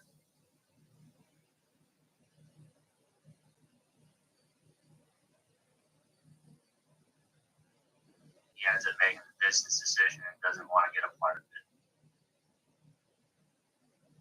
Let's see the tight shot here. Get really good angles. Tackle kind of loses it a little bit, right? But get just enough of them. Make the play.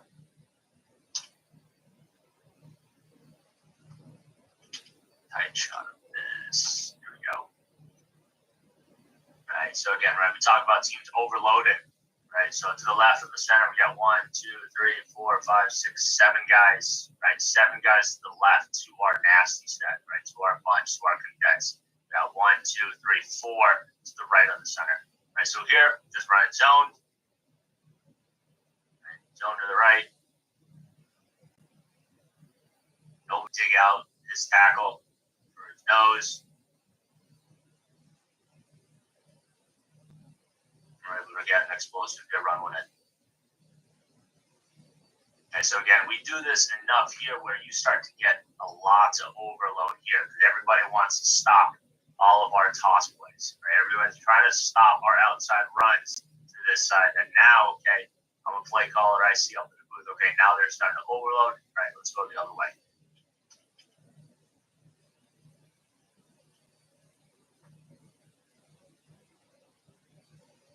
So here we're running zone 2. Tight shot here. We're running zone 2 our bunch. Nasty set here. Right, so everybody's just kind of going, working double team to the right. We'll also run outside zone to our receivers as well. Right, get them in the blocking team. Here, our running back does a good job pushing frontside A. We get a good double here by the backside tackling guard. There's the cut. Right. He gets vertical, and he finishes the play. And this is late in the game.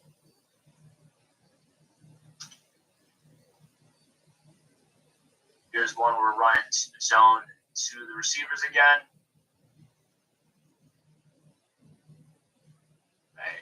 I think the big key to this, right, is you got to have receivers that are able to block, tight ends that are able to kind of get their noses dirty and not be afraid to block in the box. Right? Because a lot of times blocking in the box, it's a different type of blocking. Right, you're out on the perimeter. Right, you gotta have some grit. You gotta have some toughness to be able to block. Right, and our receivers coach does a great job at really instilling that in our receivers, making them want to block and get excited about blocking just as they would about catching the deep pass.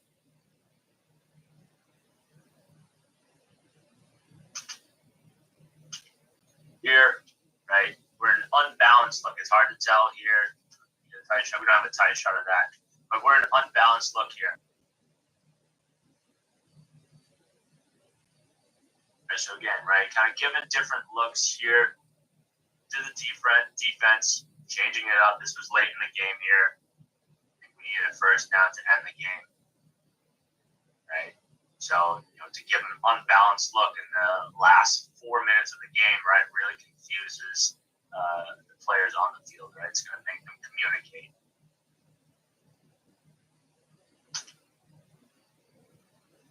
So again, right, our first, the plays that I was saying that we hang our hat on is our pinfall toss, right? So now off that we have our naked series, right? Easy way to get our playmakers the ball. And you see their eyes here, you see the flow, you even see the corner up at the top of the screen, number 2. He jumps this thinking that it's going to be a toss. Now we're going the other way.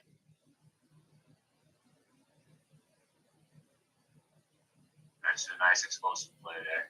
Right on 3rd and 2. Again, we're in that end over look here, right? We know that our tight end here, he's covered. Easy way to get our guys the ball. He's covered. Now quarterback looks at the next. He gets the over. Good shot at this here. Right? They were kind of waiting for this too, right? They floated it a little bit.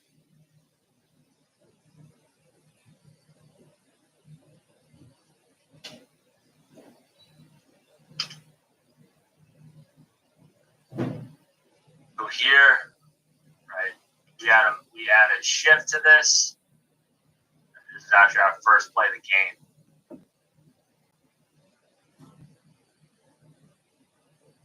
And the wind kind of knocked this one down a little bit. Let's see for the tight shot here. Called shot here for us. The wind kind of pushes it. Guys down a little bit, otherwise he's going to 6. And so I talked about knowing what you're going to know, what to call in certain situations, kind of game plan it up. So here we knew that he got covered 2. So we have corner here, corner here. We knew that they were going to be in the flat. This corner has his half, the corner safety, his 2 safeties deep that have their deep halves. Right? So again, here all we did, pretty much it's a Yankee concept, right? So we had 2 posts by the front side X and the Y, and we had a crosser by the Z, right? What else we did with this, right? We were just going to high-low the corner, right? So we added a push motion here to kind of hold this corner down and to create a void in this little pocket here, right? Because we knew the 2 posts were going to take this safety out. We knew that the push motion was going to bring down this corner. So on 3rd and 6 here. Right, so again, that push motion here brought that corner out. We had the 2 posts up at the top that's going to occupy that front side safety up here. We had a crosser coming over the top. Right, quarterback just gets this off. Right, but he knew where he was going with it. Right, so again, right, you got to be able to game plan. You got to be able to scout. You know the defensive alignments, right? That's going to help you kind of know what you're going to call in certain situations. And so in here, right, we knew that we were getting a quarters look in our 2x2. And so again, everybody, right, we have quarter, you know, we're all staying there, right? We knew that the linebackers were heavy on the running back and any of the fakes. And so just a simple stick concept here for us. And you can see it here from the tight shot. You see the left inside linebacker. He takes just a step here, which creates a void for our quarterback to fit it in.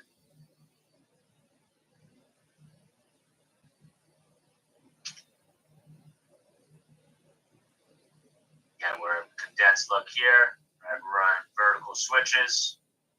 And you've seen a lot already of number 14. I was trying to get him the ball here. All they did was they kind of bracketed him here. Somebody underneath, somebody over the top.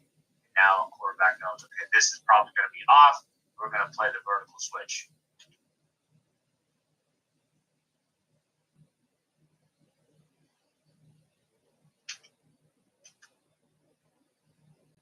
Right, I already mentioned, right, game planning and knowing what the defense was going to do. So again, third down situations, right? We knew that we were going to get man coverage. And so again, we get into our condensed set here. We're going to leave our X one-on-one on the outside. But what we're going to do here is we're going to take one of our running backs, right? He's a receiver/running back, really good player for us. We put him at in an empty slot look. And we kind of kept it nasty. And all we were going to do, very similar to kind of what you guys see now in the NFL and even college, that match traffic look where everybody's coming across, you're slipping somebody underneath or bringing somebody underneath over the line of scrimmage. All we did here was kind of have them start in the backfield because we knew we were getting man coverage here. We're getting all three receivers here running across the field, almost trying to set a pick, but trying to just get out of the way. 42 has a hard time here trying to catch up.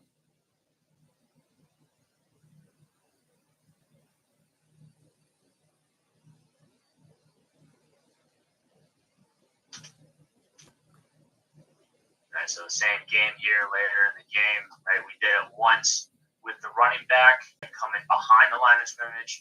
Now all we did here, instead of, right, they weren't giving us man coverage, right? We knew specifically, like when they lined up specific ways, we knew what coverage we were going to get.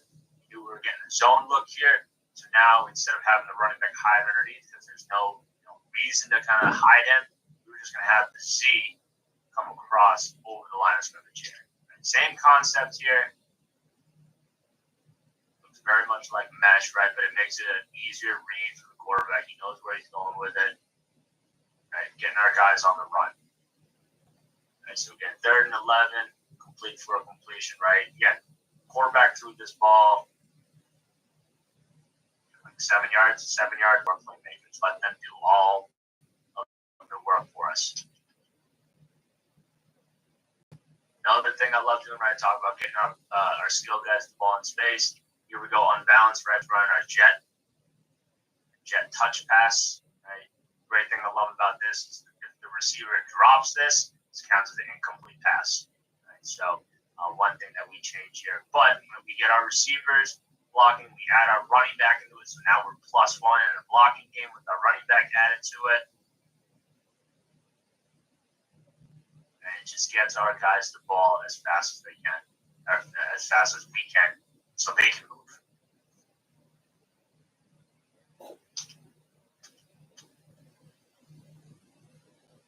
Another look here, and we're also here. We're also in an unbalanced look. Right, so we're running jet here to the right to our condensed sets, and we're also unbalanced with it.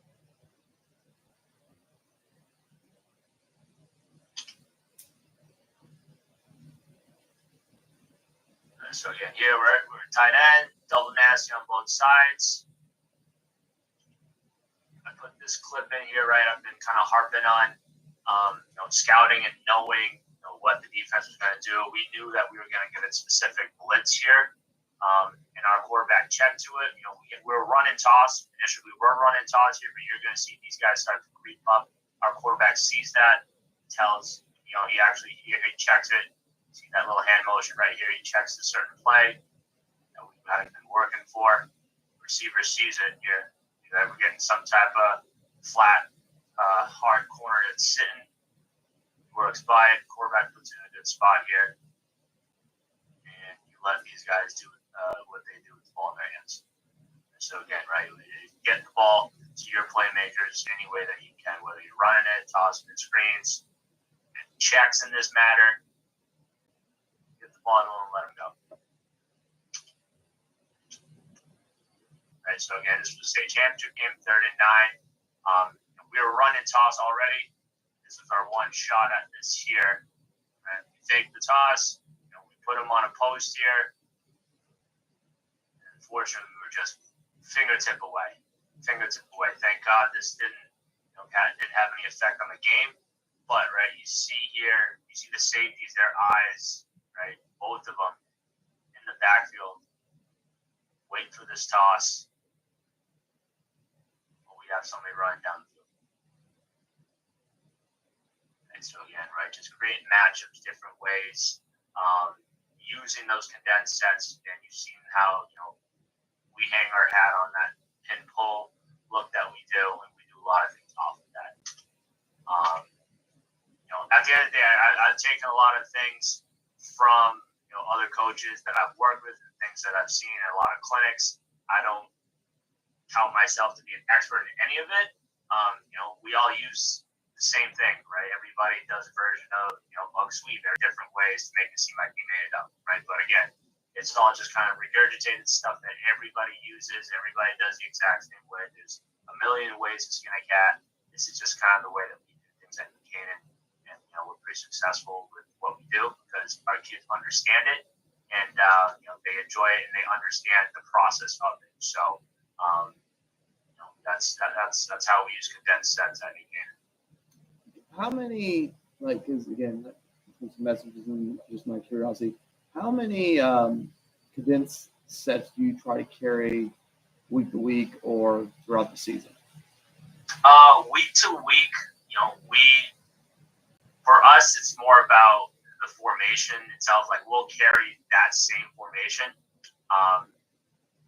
but throughout the game, we might change it. We might have to go off script. And the beauty of that is our kids will understand our rules of all of our kind of run game, our blocking assignments, that if we did need to add it in there, it's nothing hard for them. When we always do teach our run game, we always teach with the tight end. Teach with a tight end and take them away, then try to teach without a tight end, and then add them after the fact, because then the tackle is trying to figure out how to block specific plays. But with our condensed stuff, we're always going to run our pin pull stuff. We're always going to run our zone stuff. The tricky part is when we start to get into our GTs and GYs, because then obviously, the front might change. It might look a little bit different because you have those extra receivers that might be the ones pulling, because we'll also have them pull too. But it kind of depends game plan wise. But we'll always kind of keep our traditional, our buck and our pin pull toss. We'll always have that in our game plans. We'll dress it up different ways, but those are the things that we'll always carry. Okay, and the last question I got for you is when you're game planning your condensed sets, are you looking for other condensed sets when you're watching film? Are people running against them? Or are you trying to figure out their rules to see what might affect them? How are you game planning kind of what condensed set you're going to bring in that week, or are there your primary ones? That's a good question. I always will always scouting wise, we'll look through and I'll have my receiver coach. He tags all the formations for me if I don't. And we'll filter out right away. We'll see, hey, who's running condensed sets against them, right? And then obviously we'll be able to find their rules that way, because if you know the defense's rules against specific formations and how they line up to specific things, then it's easier as a game planner, and it's easier to game plan because you know what they're going to do. You know what they're going to give you, right? I always, it gives me a headache sometimes trying to put in different formations and try to guess. It's, hey, if we go on balance here, we go on balance there. I have to try to guess throughout the week when I'm drawing up cards how they're going to align to it. But if I already have a team that already does that, it helps me in that regard, trying to find out their rules. Okay. Well, coaches, give Coach a follow on X, Twitter. Reach out to me or there, or on the Gmail that's on the screen. Don't hesitate to ask me questions on this or anything else they might do. Coach gets back to you pretty quickly and pretty readily. Coach, any last thoughts before we move on to our next speaker? No, thank you very much. Appreciate you having me on. Love to connect. I use this off-season time to kind of learn what other coaches are doing, things that kind of might fit our scheme. If anybody, and unmute as we kind of get transitioning here to defense for the first time today. So as I kind of said, we were going to finish up with our 2 defensive speakers. Coach Adkins is going to speak for the next 35, 40 minutes. And then actually, because we're a little bit ahead of schedule, it might be probably closer to that 40. And then Coach Hicks will come on and finish out talking cover 1 out of their system. But Coach Adkins was nice enough to kind of reach out and want to talk some D-line play versus run. Again, as I said, if you got questions as we go, don't hesitate to put it in the chat. Make sure you follow our speakers or reach out to them. Appreciate it's the least you can do for them coming in and speaking today. Like I said, if you missed anything, the full download of this will be done. I don't know whenever I hit stop and then it processes, and then I'll cut each of these up into individual ones that are a little easier to find. So don't hesitate from that aspect to kind of come back on stuff, because I know we've had 200 plus people going in and out today, and they'll get a bunch of views, I know, once it's done. But Coach Adkins, the floor is yours. And Coach. And then, like Coach said, man, I'm Coach Breone Adkins. I'm currently the Coach DC and D-line guy here at Newton High School in Covington, Georgia. Just want to talk some overview as far as D-line versus the run, kind of how we prepare our guys, kind of the idea behind what we want to do no matter what the front is, and then kind of how we've been able to defend guys with a light box here recently these last couple of years. So the first thing that I kind of want to touch on is understand the system. So understand the system that you're playing is going to be major, how you're going to be able to defend the run from your D-line perspective.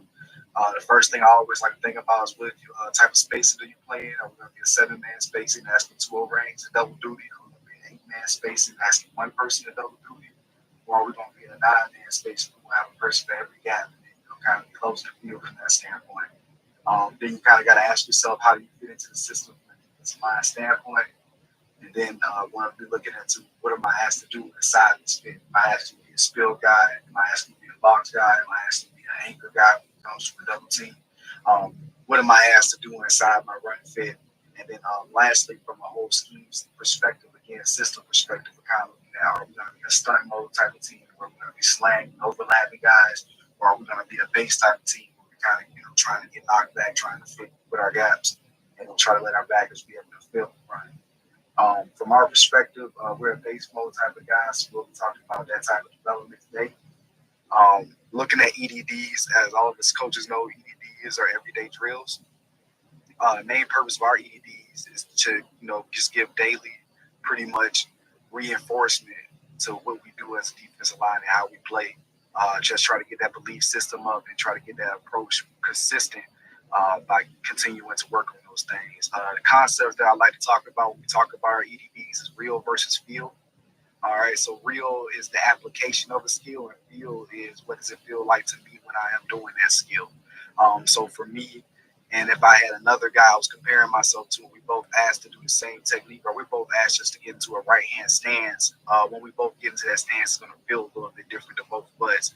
As a coach, we got to be able to bridge how that feels to each one of our players so it's repeatable for them daily over and over again.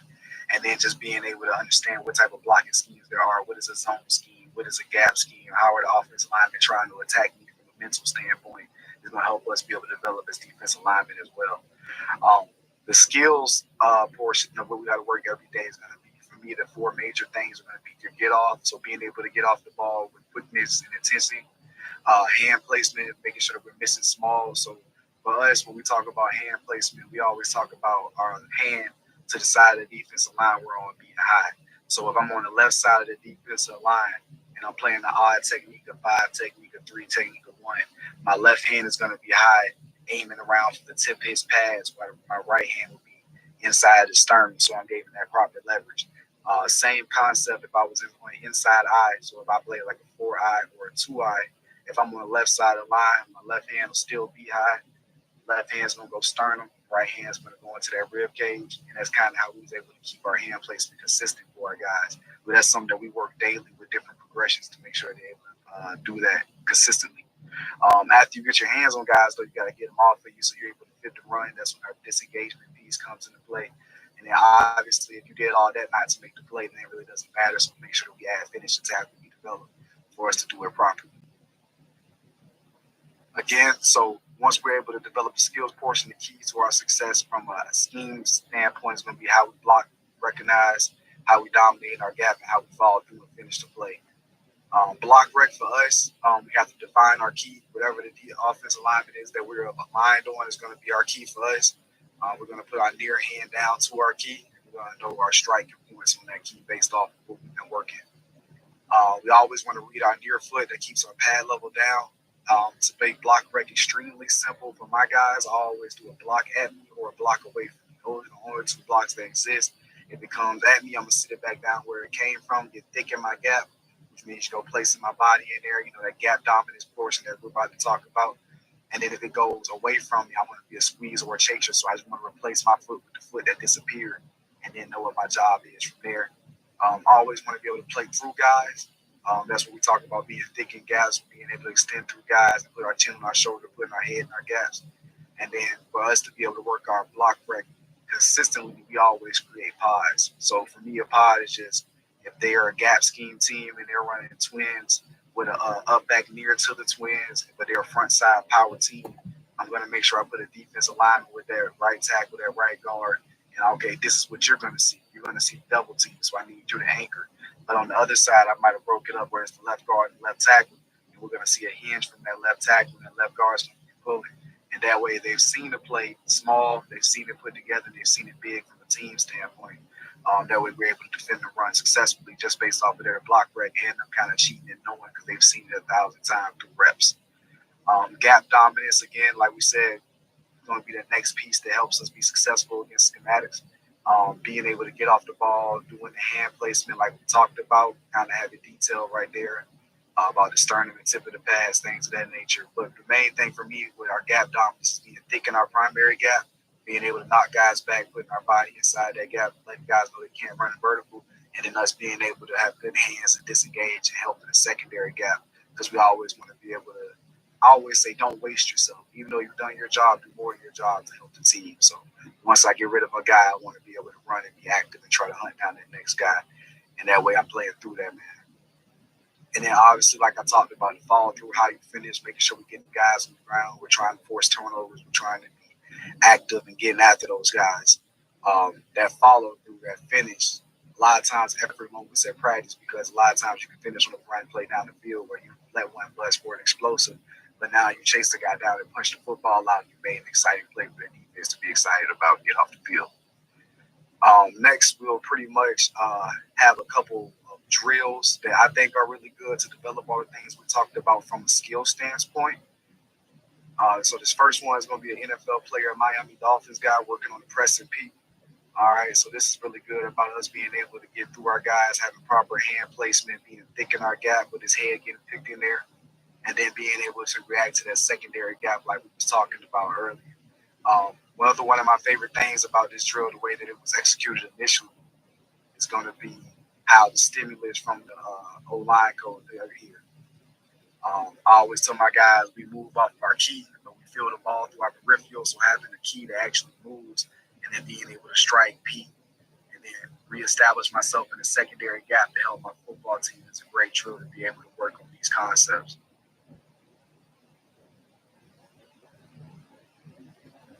Again, this one right here is going to be very similar to the drill we just seen, just adding tackling into it. Like we were saying, we always want to be able to finish and tackle all of our drills. So this is being able to work those skills that we talked about, the skill of being able to get off the ball, having proper hand placement, being thick in my gap, and then being able to shed and get to the football and make a play. Again, this one right here I love because I say a lot of times defensive linemen, our tackles aren't pretty. We're going to be chasing guys down. We're going to be going horizontal a lot. So this right here is a gator roll tackle. I feel like we get ourselves in this position a lot from a chasing perspective. So being able to wrap this guy up, go ahead and roll him down and get the ball carrier on the ground.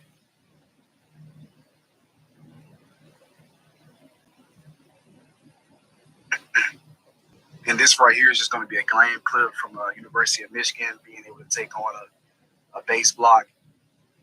So he's doing everything that we worked on the pad, being able to get my hands extended. I'm thinking my gap. I'm showing my presence. I'm going to disengage my guy.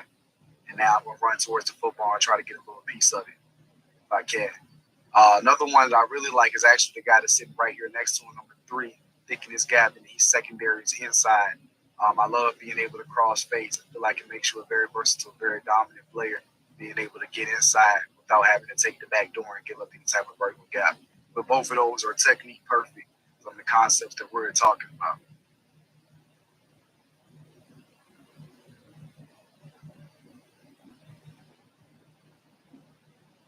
All right, so now we kind of talked about how we want to develop our defensive linemen. That's kind of no matter what scheme we're in, no matter if we're in 3 down, 4 down. Sometimes we even get 5 down fronts. But we know we got some pretty good guys up front. I think we can get after folks. So those are kind of like the building blocks of how we develop our defensive linemen, and then some of the drills that we use to make sure we're doing that correctly. But from a schematic standpoint, we also have some techniques that we like to do. So anytime we get zone read runs, power read runs, zone option runs, we want to make sure we're dictating who gets the football.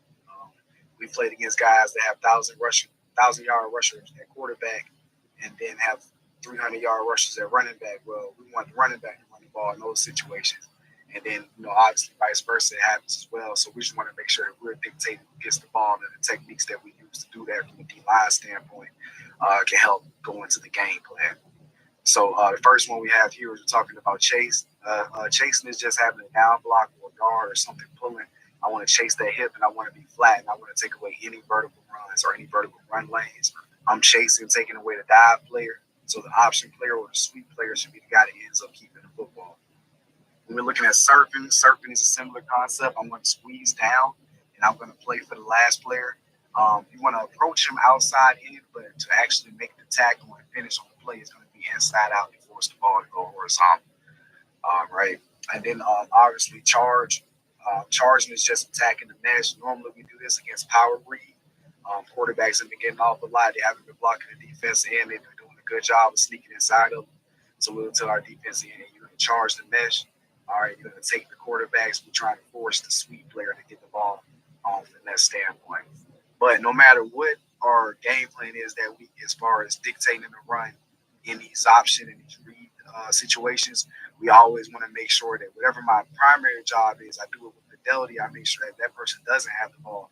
But once I'm done, I'm not wasting myself. I'm going to get my button gear and get to my secondary job to help out whatever that was.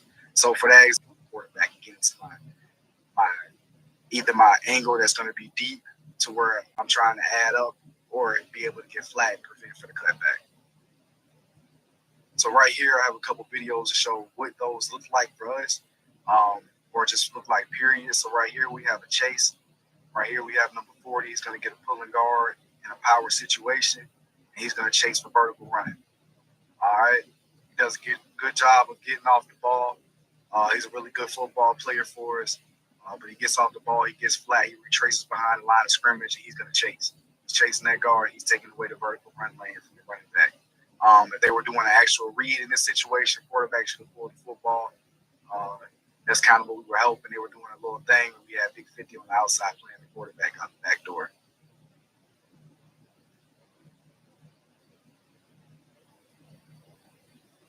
All right, serve technique. This one isn't game film, but this one is a great job of showing just the techniques used to be able to serve. So I want to get off the ball. I want to attack at the heel line. I want to squeeze and take away space right here to the hip of the offensive lineman. All right, again, want to be square, move down, checking for anything that might come, making sure nothing can hit vertical inside of me. Then I want to be able to approach from outside in, but with fidelity and tackling, I want to be inside out of that ball carrier.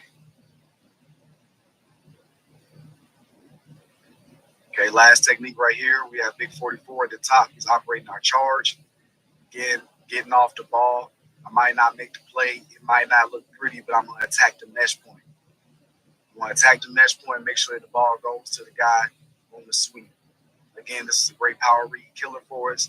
Power read, they're not blocking this guy. They're getting the guard to pull quarterback trying to insert underneath of him, thinking he's getting a field. But we said, all right, we're going to go directly at you. Directly at that mesh point, be able to take it away.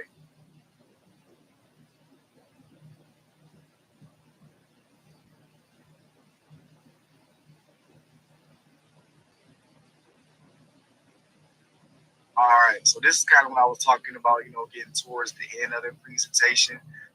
For us, we played a lot of football with 5 men in the box.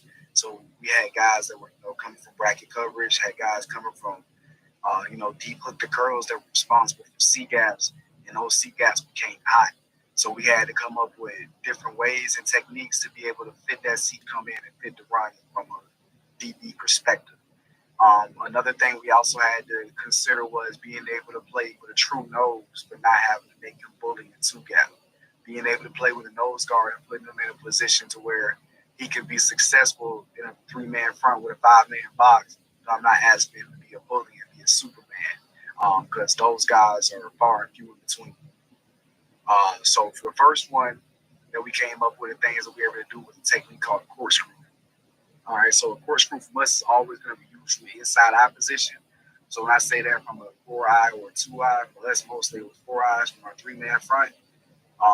It's a pretty simple concept. So if I'm a 4-eye player for us, I'm attacking tackles because I'm attached to that tackle. And that's my key that I'm attached to.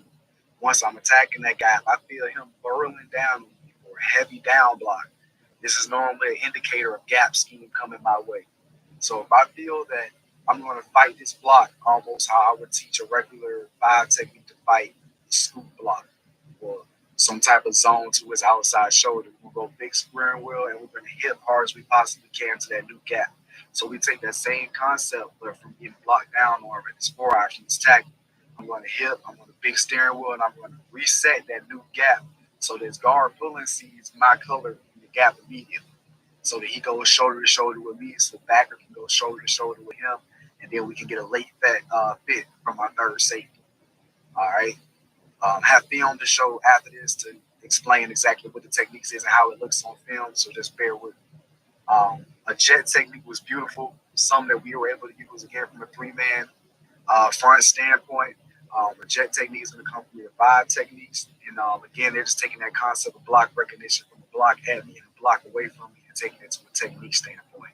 So if I'm playing a jet technique from a 5 tech, if I get a block at me, I'm going to shoot inside and rip. All right, I automatically turn into a slanter, so I'm going to play B-gap with blocks that come at me. The block that goes away from you or a block that's going down, I turn into a squeezer, and I'm going to play that C-gap however coach dictated to me that week.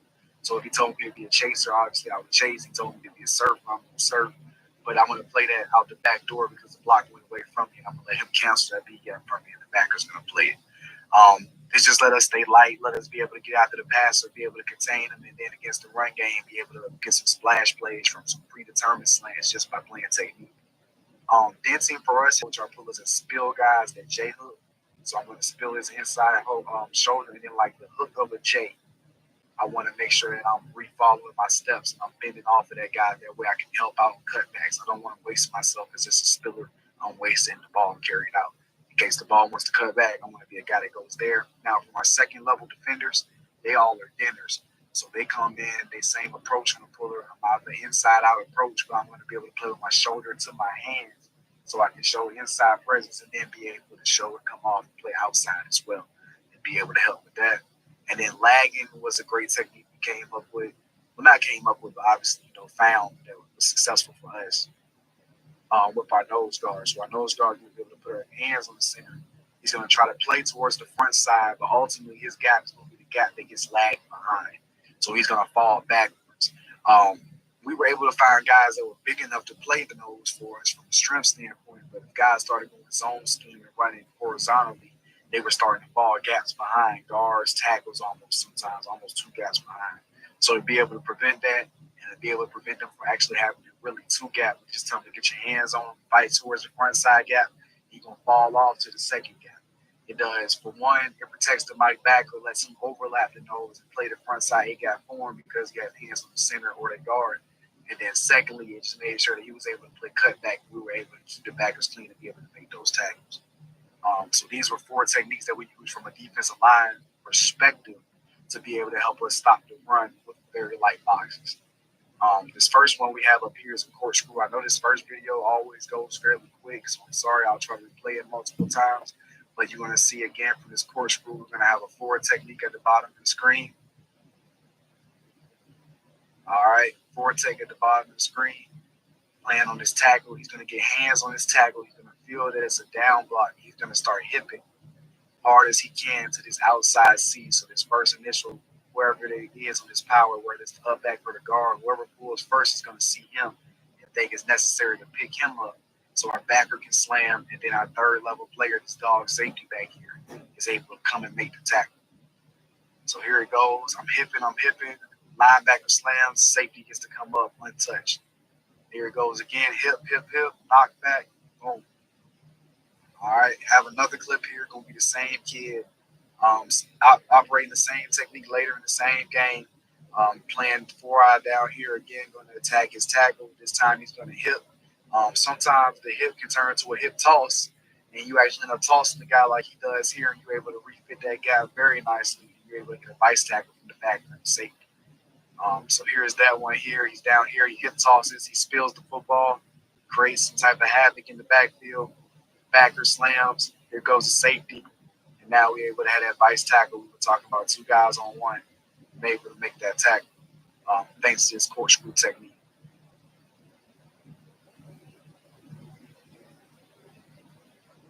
So this is Did the Spill. This one isn't game film. But this is coming from a D-line perspective, so we squeeze, and that's going to be us spilling and J-hooking. So I got flat, took the air out of the play, I got to the puller, I violently ripped through the puller, but now I'm going to J-hook back where the ball came from. That way I can come help and be a part of the party. Obviously, again, like we said, from a second level standpoint, so from our backers and our DBs, we're going to be our dead players. We want to be able to attack those guys with inside leverage, be able to knock back with our hands so our eyes can set the ball, and then we can able to secondary gap into another play.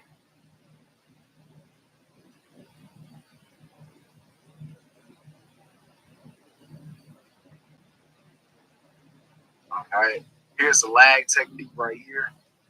So lag, we're going to be focused on the big nose right here. You're going to see him put hands on the center. You're going to see him actually lag backwards to this backside gap and turn to the cutback player, where the Mike backer that's actually on the opposite side of him is going to go ahead and gap exchange to get to the front side. As you can see, twin set with a far up back. We got 5 guys in the box. These guys are pretty hefty over here. But, being able to stop this run using some of these techniques can help us.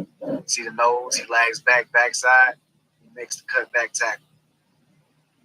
Again, I'll play it again, same thing. Attack my center. I'm going to lag back. Mike gets over the top, making that play. We'll do it one more time. Hands on. I'm lagging back. Mike gets over the top. We end up making the tackle together. We're going to have a bully nose. We thought was very helpful for us.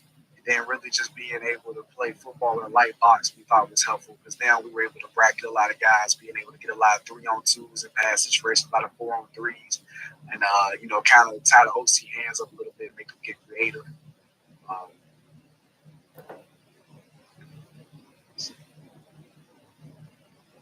Yeah, that's pretty much it for me on that one, Coach. This is my contact info, and then obviously if any questions came about, I know I ramble and go a little fast sometimes, so anything that happened, definitely let me know. Perfect, Coach. A couple things. One, before we start getting some questions, if you got questions, obviously put them in the chat if you've not already. But again, Coach's contact information there. So you have his Instagram, X, email, phone number.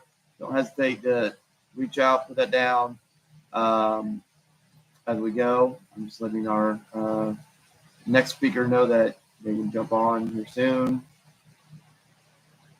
But again, a couple things with it. I mean, obviously D-line play.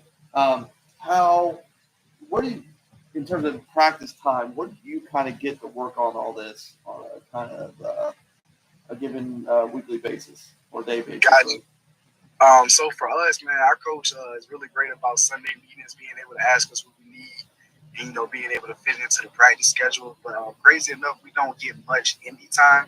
He's a big believer in group and parts of the whole, and always like combo periods and stuff. So for me, when you're talking about EDDs is in like an indie period. I utilize a special teams period for me. Our special teams period is normally 10 to 15 minutes a day. And then we do have we call our pod periods, which are normally like a combo period between us and the backers. And that's normally about 20 minutes a day. And that's where I normally get a good bit of my work in too. So I would say about 30 minutes a day we're getting allocated to being able to get in about 10 to 15 minutes of skill work and technique, and then about 20 minutes of how it fits into the game plan with those blocks like that how we can attack those. Yeah. Like what is your typical, like I know you hit on a lot of stuff there. What is your like typical like in terms of like teach and install process in spring and in early summer and work with your kids? Like what is your like process of order technique wise typically? Got you. So for me, I'm a big how guy. So I love you said that. I try to teach my guys all the hows that we're going to need going into the season that we get to a game week. They kind of understand like all those concepts and stuff that I kind of just went over. So now it's week 2. We're going to the game week. I'm like, hey, this week we're going to be playing jet technique from the 5s on 3rd down, and we're going to be chasing run game. So now and then to the point of our wisdom's most simplest concept inside of those concepts, and then I kind of want to build a progression from there. So for me, everything starts with hand placement. I know a lot of guys think different from a D-line standpoint. I think hand placement is super important. If you can put your hands on the right place on the guy, you have an easier time being able to get rid of them, being able to keep them off of you, and then just being able to do your job in the proper way and keeping the linebackers clean as well. So I always start everything with hand placement. I'm talking about we start 6-point progression all the way on the ground. So what's our keys? How do we want to attack? Where do our hands want to go? And it'll go all the way from just, the most simple progression I have on that one is like we'll do 5 little quick strikes, but we want to make sure we detail with them. Then we'll do 3 of them that have a little bit of oomph, make sure we're activating our hips. Then we'll do another 3 that use our hips but putting our head in our gap. Then we'll work it down to 2, doing the same thing from the stands, and then we'll do 1 from the stands and follow all the way through some type of tackle and stimulus. So everything I try to do, I just try to make sure it comes from progression, and it starts with all those skills that you see. I kind of reverse engineer them to what I want them to look like when we kind of get into our season and get going. And that's from all the concepts. So even like get-offs and stuff, if I'm thinking of get-off, we're going to work all the way back from stance and making sure we get the optimal stance to be able to get off. So it's really slow in the spring. I take a concept a day.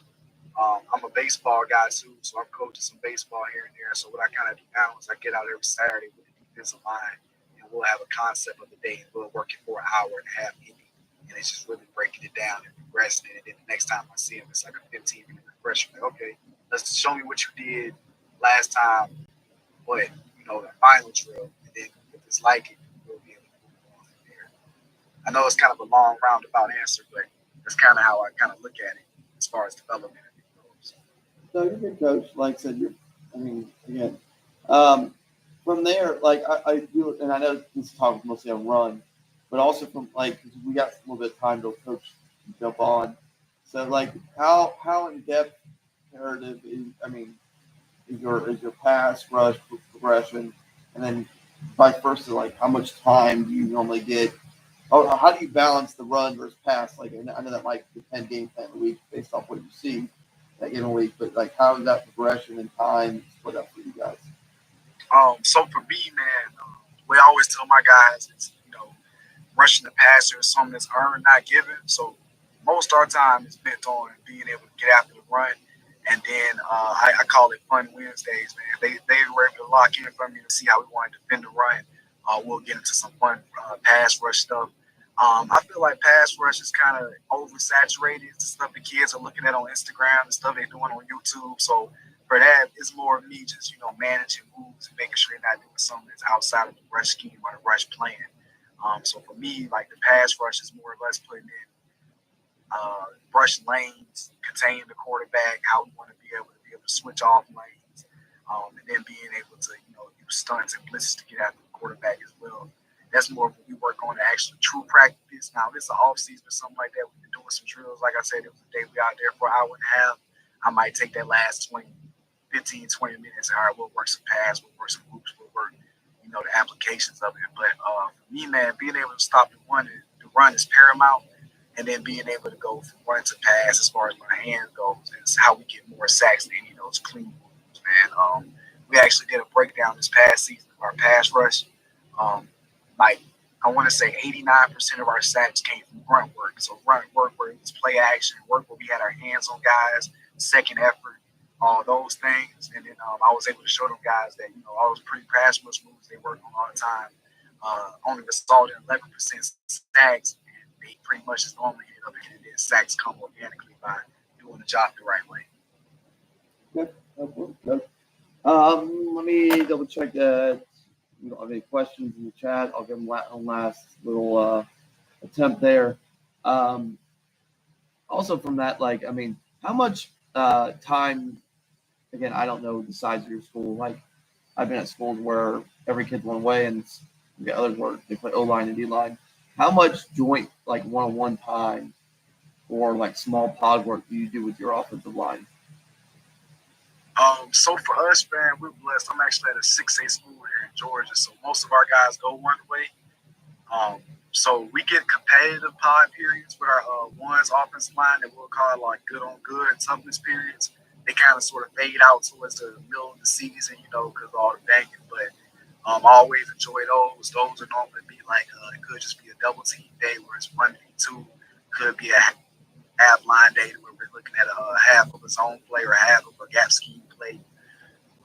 Could be various things like that. But one thing that we keep going throughout the year is that we always use a scout team online, and we'll bring them down. They'll service us every day as far as our block recognition goes, and as far as our run recognition goes for the different plays that week. So we'll always make sure we utilize those guys to give us a look. But all my D linemen this past year, man, we were pretty good. So we had a big time running back. So we had some big heavy packages where they switched over a lot. So definitely had to be smart with my time and intentional because them guys definitely helped us out both sides of the ball. Okay, Coach. Well, I don't think we have any further questions. So, again, as we're kind of waiting on Coach Hicks to come on, we got done a little bit early. I think he's trying to jump on now, is what last I saw. Like I said, don't be afraid to reach out to Coach. Coach's cell number's on the screen. His email, Twitter, X, whatever you want to call it, Instagram are all on there. Don't be afraid to reach out and talk to Coach. And if you got any further questions, especially if you're anybody that watches this back later. The other thing is that, Coach, you got any last things before we kind of wrap up and get prep for Coach Hicks? Man, I just wanted to really say, like I said, appreciate you, man. Like you said, anybody feel free to contact me. I love talking ball from time to time of the week. I put my cell number on there, man, because my cell is always in my pocket. So anybody can shoot me a text at any time, and we'll get some ball going, man. I'm also always available to learn too, trying to develop my bag as well as I get into the game. So anybody can feel free to reach out and we can converse about any topics, man. Perfect, Coach. So, like I said, once Coach Hicks comes on, coaches will get started again. As I've kind of mentioned as this has gone through, all the what's it called? What I'm looking for.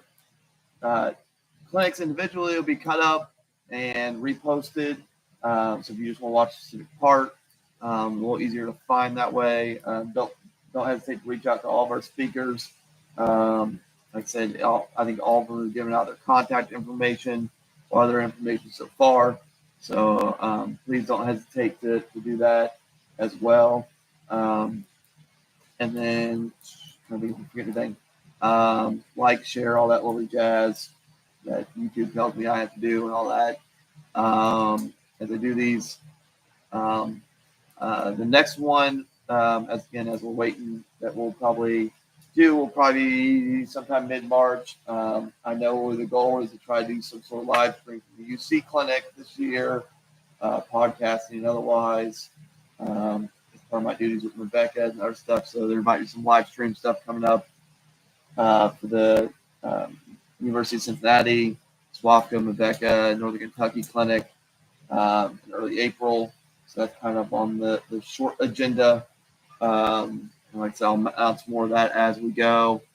I don't think if I missed anything else. No, other than that, once Coach Hicks gets on, he'll start talking cover one.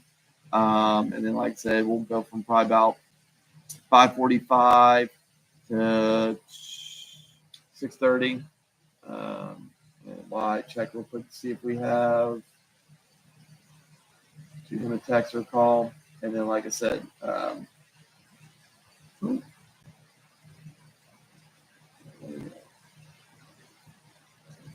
this on the screen while we wait. So just look at wait free.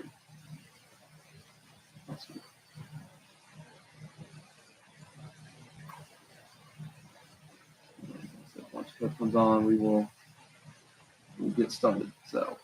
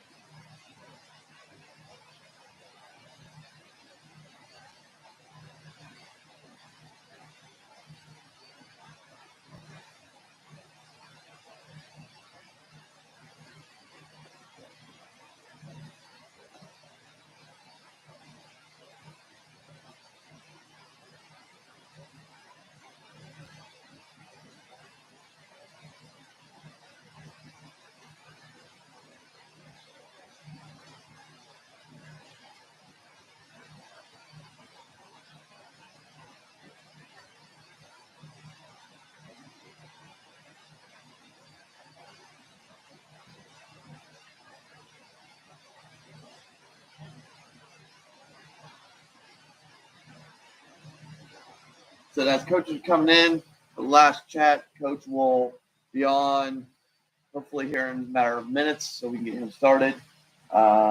Wait on him to text me back.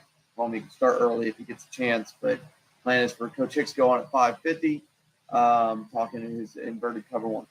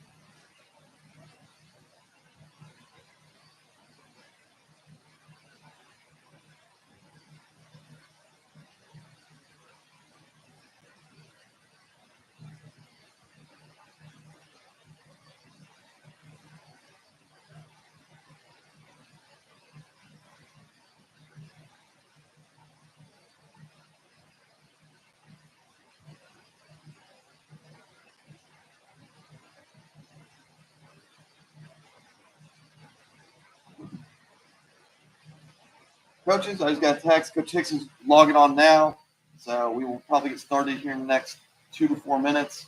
That's the goal. Like I said, Coach Hicks is jumping on, and so like I said, we'll get started here momentarily as Coach jumps on and gets ready to go.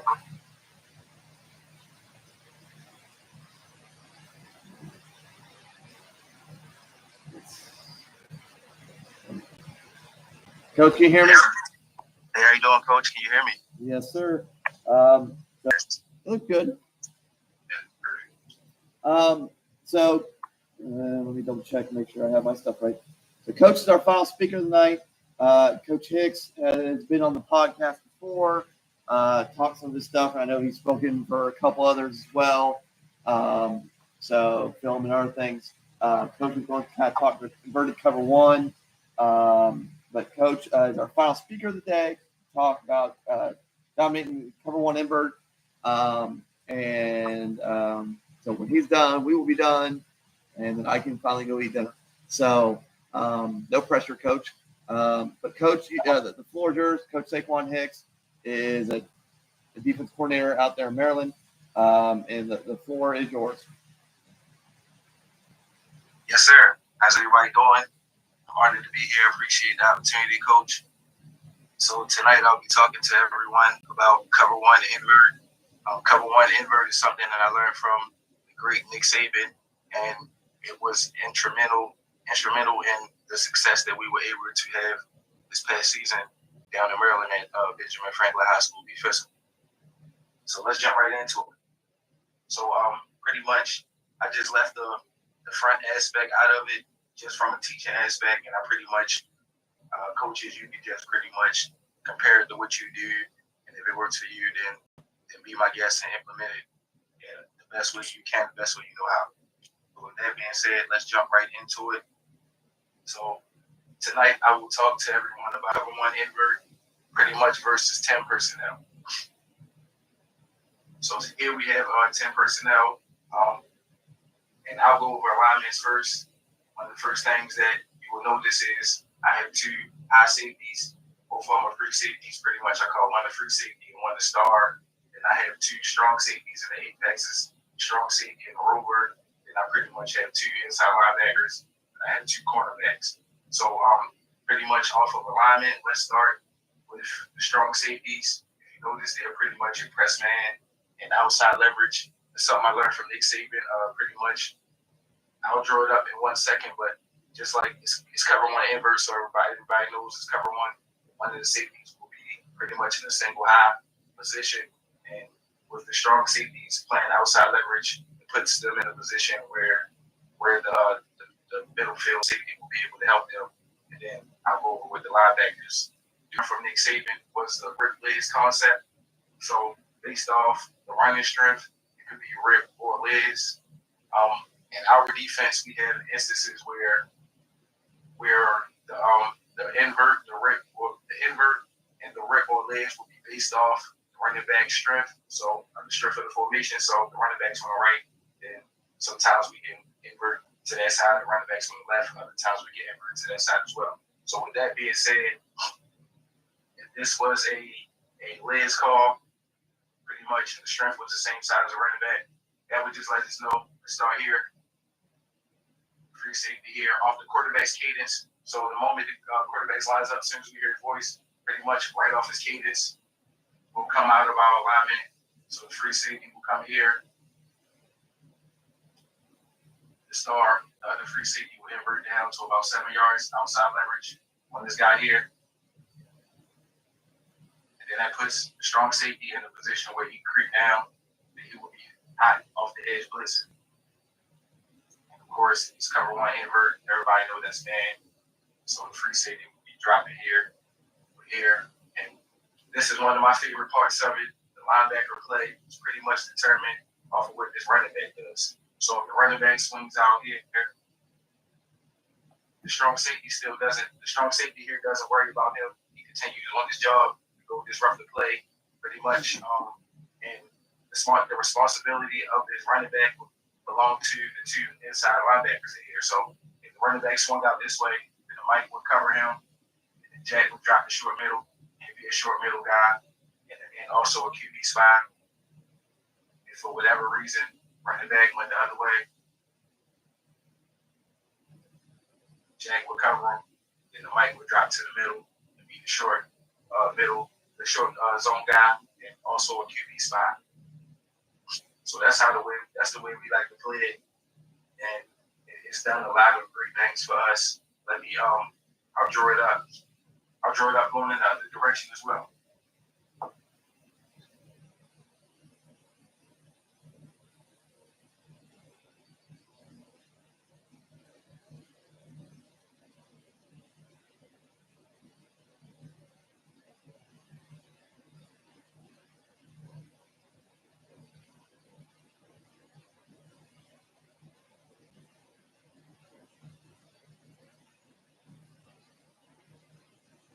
So let's say it was a situation where we were sending pretty much the invert to the opposite of the strength.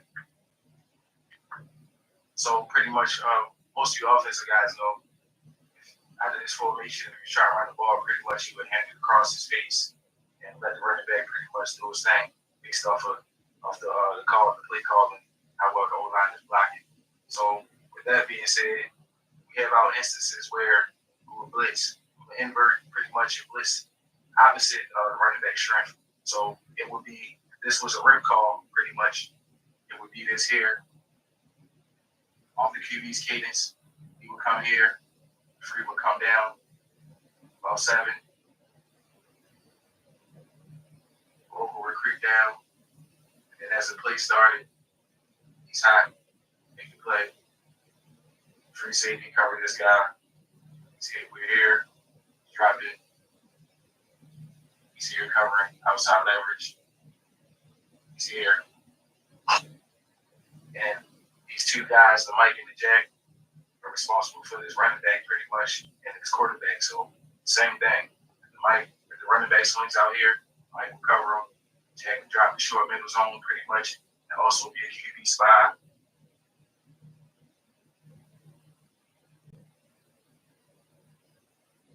And if running back swing the other way, the Rover would not have to worry about him. The Rover keep on going to make the play. Jack would cover him. The Mike would drop short middle and also be a QB spot. So we're pretty much, I love this because we're pretty much forced them to be in a double team situation. Before I get into the next alignment, I'll go over a couple things just based off of the alignment of the strong safeties. It takes away certain things, and even if it doesn't take it away, it makes it very difficult for these slot receivers to do certain things. The way I teach it and the way Nick Saban teaches it, the way I learned it, pretty much is we're making it hard for the slot guy to run outside breaking routes. So for him to run the outside breaking route, it's going to be a lot of contact. For him to run a corner route, it's going to be a lot of contact. And then whatever free safety's over the top, he's still going to read the QB's eyes pretty much. He's going to be attacking that corner as well. So we pretty much going to have a strong safety kind of underneath his squeezing in the free safety over the top, even if they wanted to throw a corner route. To be honest, we didn't see a lot of corner routes last year.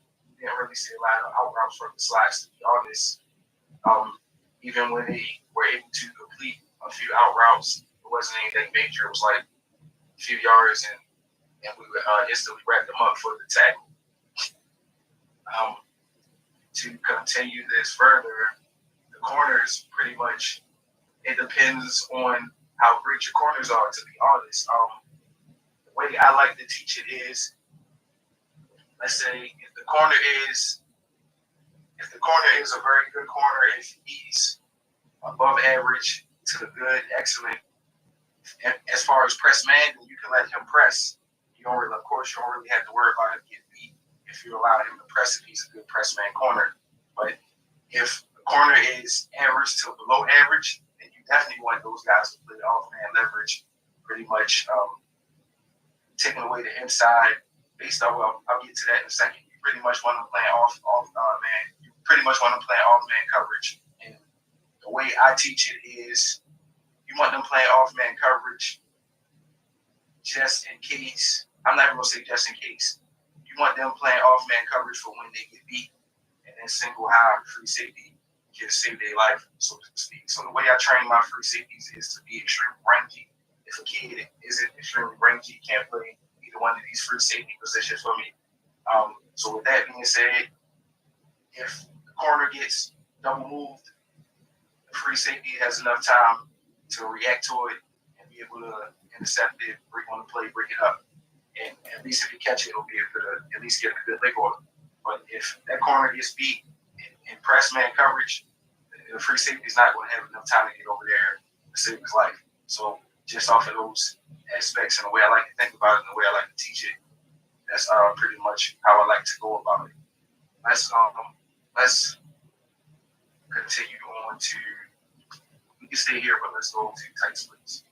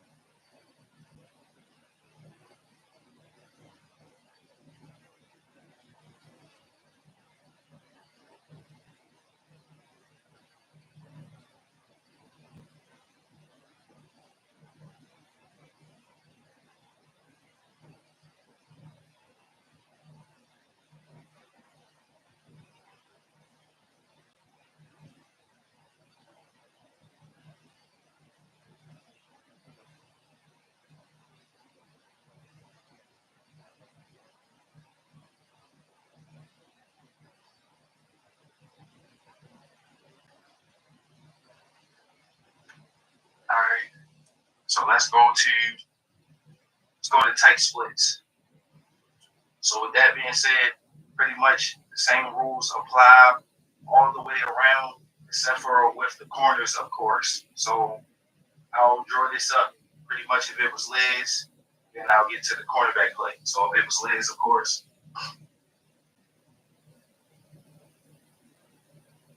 the QB's cadence, the free will come over. So we invert down.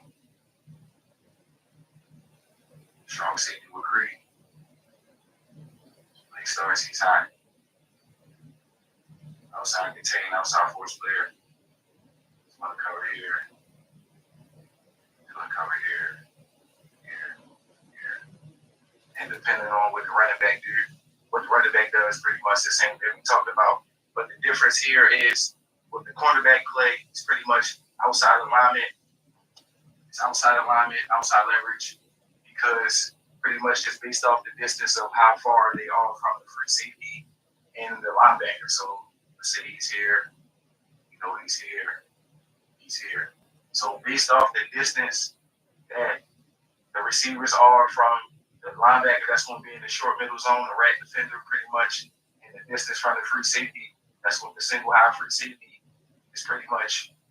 It's a closer distance. He would play outside leverage to help him. So he would still play aggressive, but he would, I don't want to say slow play it, but he would attack it. He would attack his hips and his upfield shoulder at an angle where the quarterback would have to throw it, where he either throws it behind him and the defender will be able to make the play on the ball, or he would have to beat him a little bit and the short middle zone linebacker or the free safety or the top will be there to pretty much make the play in all situations on every type of inside breaking route. If he runs an outside breaking route, then we're going to collision him, of course. We're going to create an accidental collision, of course, and then we're going to be great and take the ball pretty much. And if he makes the tackle, if he makes the catch, then we need to make the tackle pretty much and just limit yards after catch. It's the best way that we can. And of course, the same way for the Mike and the Jack, the running back swings the other way. Let's jump into trips.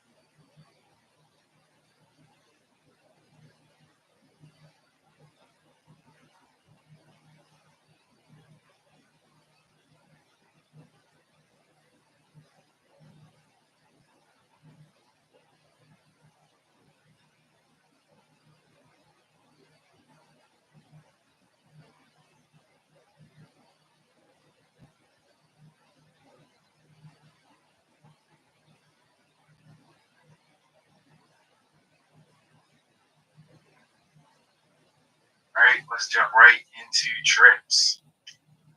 So with trips, pretty much the invert for us, the invert changes. So necessarily, it's not about what side the back is on. The strength, the trip side is going to be the strengths for us. That's going to be the side that we invert to in this situation. So of course, trips right for the defense. For us, it would be legs. So with that being said, we will start here pre-snap. Once the QB, we switch out. Once the quarterback starts his cadence, free safety will work his way over. Stall will invert down. So about 7 on number 3.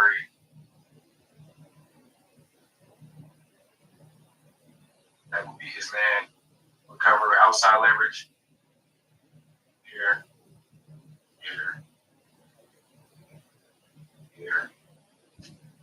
And on this backside, we come high.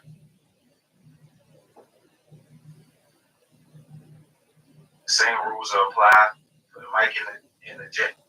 The same rules apply for the Mike and the Jack, depending on what the running back and the quarterback does pretty much. So the running back swings here. Mike got him. Jack. Short zone, QB spot.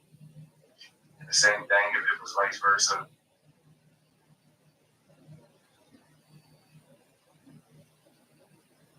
Rover would not worry about his running back swinging out. He would stay high and make this play. Jack will cover that guy. Mike would drop. Show up in the zone. And I'll draw this up. Going in the opposite direction. Pretty much the same rules apply. If you didn't notice, outside leverage, of course, we like to funnel everything to the middle so we can be great.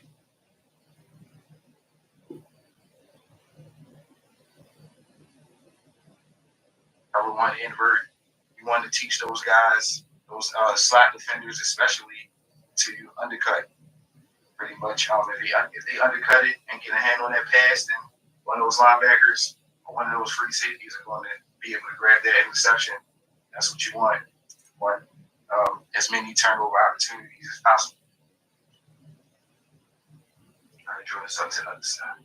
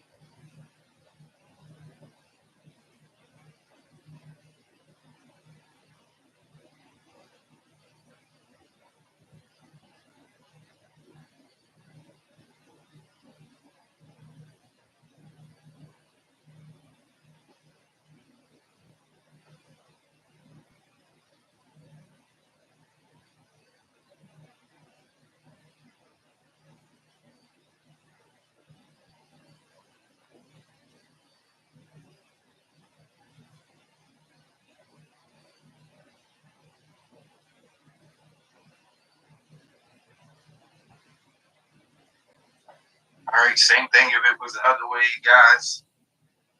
So if it was trips left, it would be rip. For the defense, it would be rip for us. The rip situation, of course, we'll start here on QB's cadence. Star will come over. We'll come down. As the play starts, he's covering, using outside leverage, and inside leverage. Inside leverage. Sorry about that. Strong safety out here.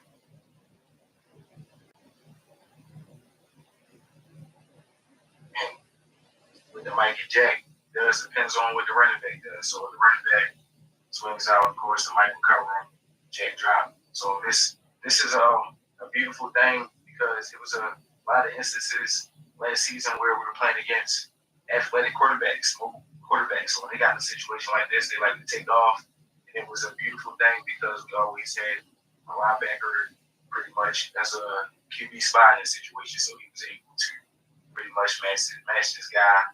And of course, with the other things we were able to do up front, we were able to do a lot of other things up front, being creative and innovative because of the way we were able to play this on the back end.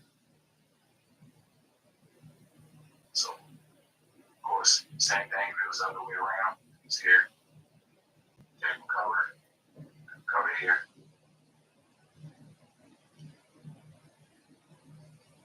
So next up, I know what everybody's thinking. What about motions and shifts? So let's get into that right now.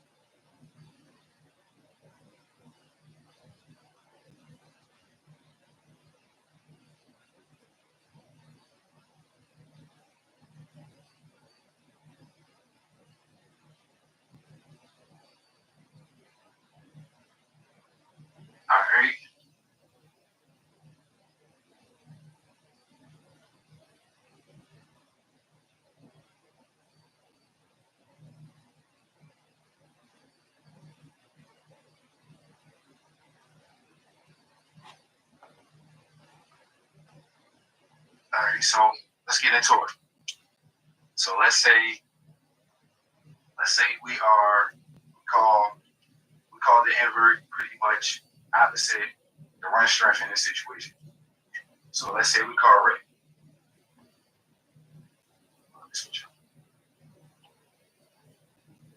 All right, follow me. Let's say we call Rip. Off the QB cadence, he's going to go here. He's going to come here. He's going to creep down.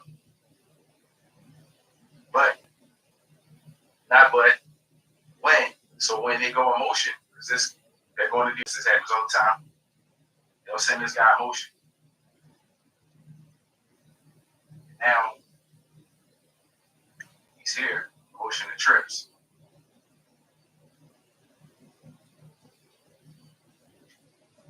So when this happens,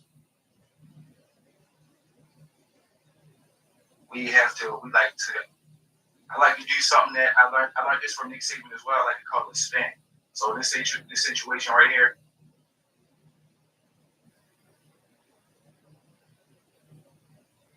we already inverted. So since we already inverted, free safety would have been right here.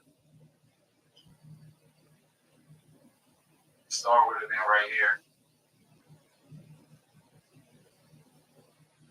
But with the spin, it would have shot back. So they would have switched. The star would have shot down here. Outside leverage, responsible here. Free safety would have shot back to the top. You would have been there. So with the spin, that we essentially just went from there to here.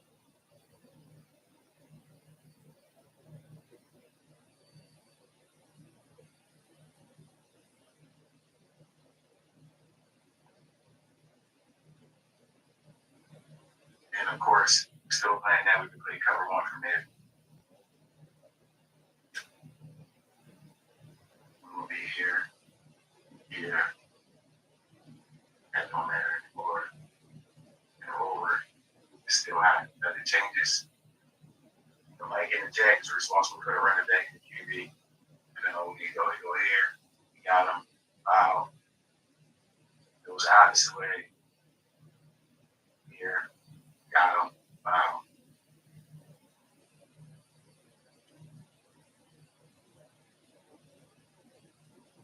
Now let's swap it the other way pretty much because this happens as well. They'll come out of trips, then they will motion to 2x2. Actually, let's hold it for a second. So pretty much let's run back through that. Even if you motion, the way we play that motion would be the same way if it was a jet sweep. So see how we just had him coming from, he was here, and he shot his way here. Let's say it was a jet sweep, pretty much that was a jet sweep situation, then it'd be that same way. We would spin, and then that free safety that inverted down, he would be responsible for that jet player, pretty much. So he knows to shoot outside leverage. When that he already comes down to the outside anyway, he's trying to beat him using outside leverage pretty much, and that's his man. Of course, the strong safety and the corner on that side is going to help. Everybody else pretty much is running, the free safety running the alley to the play. Everybody else is being able to play. Now, let's get to trips. If they come out in trips, then they motion to 2x2. This happens very often.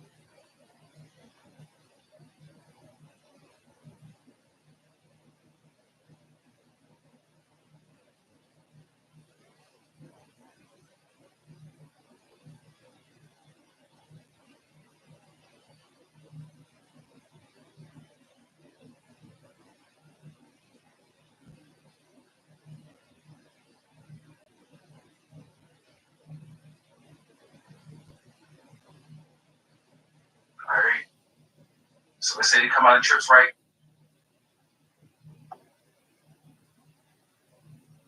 QB's cadence.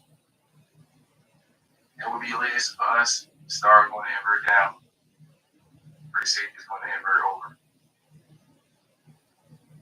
And the rover, of course, even though he's more than likely he's high.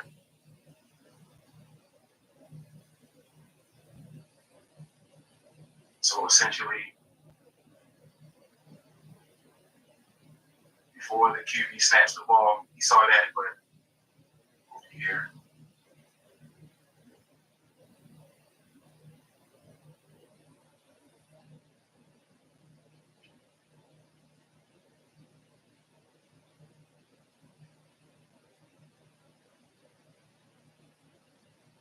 So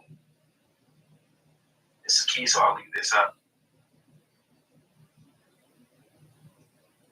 See, this guy comes in motion, he comes in motion,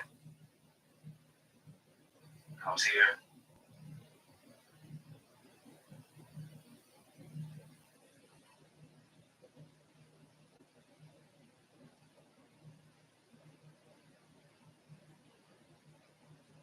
And these guys will spin. Free safeties will spin, shoot down to beat it. You can shoot here. So essentially, it's even snagged. Ball is even snagged over here.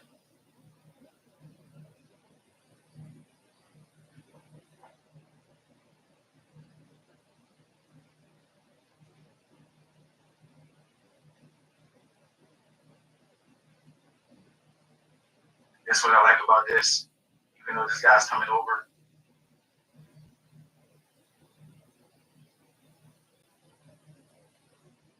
they say he's meeting from outside leverage. Even though he's coming over, the rover still is not responsible for this guy coming in motion.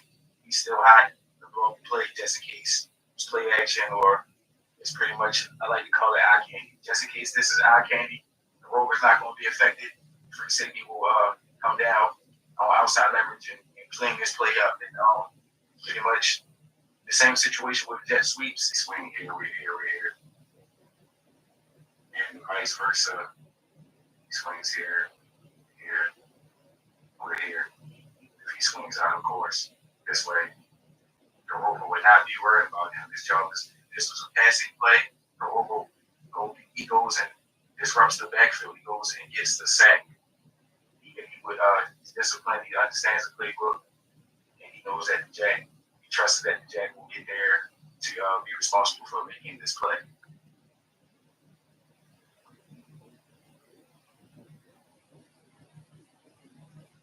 Let's continue.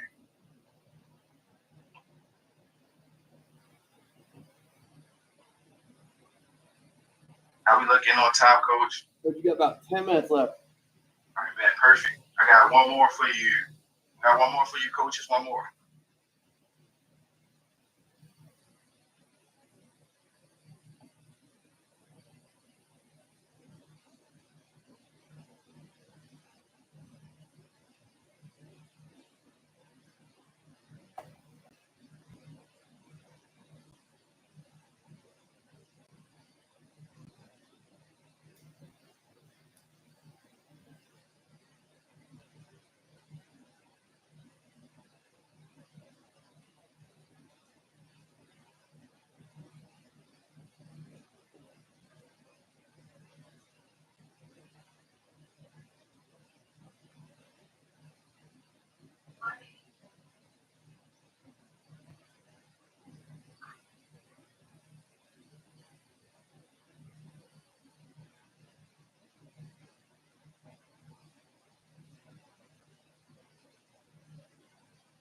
Hold on 1 second, Coach.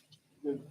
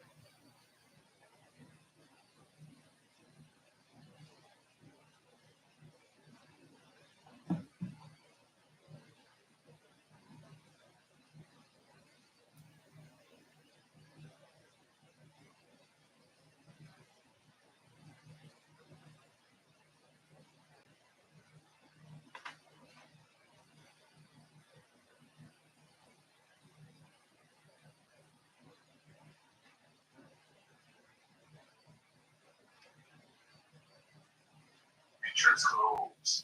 Let's finish with church clothes.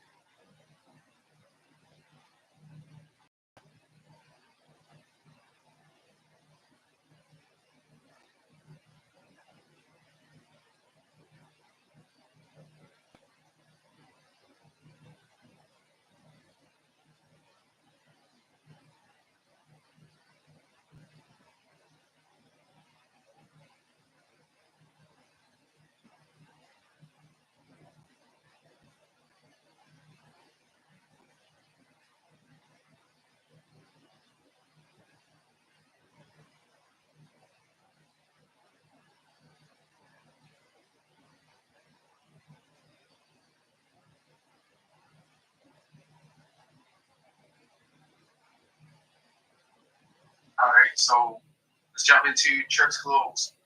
So with that being said, we find offenses they like to put us in this type of situation where pretty much it's harder to. It's like you damned if you do, you damned if you don't. When it comes to a strong side, a strong side and a weak side, pretty much in formation. So for us, when we see church clothes, the run strength is to the tight end side. So in this situation, this will be a rip call for us. So in a rip call, cover one invert. First off, the way in my mind, if we're talking about setting this edge, one of the biggest differences between a safety and a corner, in my opinion, is the safety is more physical. They do not mind being in those physical type of situations, and they like to bang more than the corner likes to bang. So in a situation like this, where it's an edge, pretty much it's an edge apex situation with the tight end out there, and this edge is very dependent on this rover strong safety being able to hold this edge. I would rather this be a strong safety than a corner. So I'm going to send the corner over to cover pretty much, because that's the main job anyway, to cover. I'm going to let the strong safety do what he does best. So with that being said, this would be a rip call. So I'm going to give these cadence. Start with shoot over. Free safety with the bird down. Most out there doing the tight end. And as a play start, you would cover here. Of course, we over would be hot. Outside post player. And of course, same thing for the Mike and Jack. That's when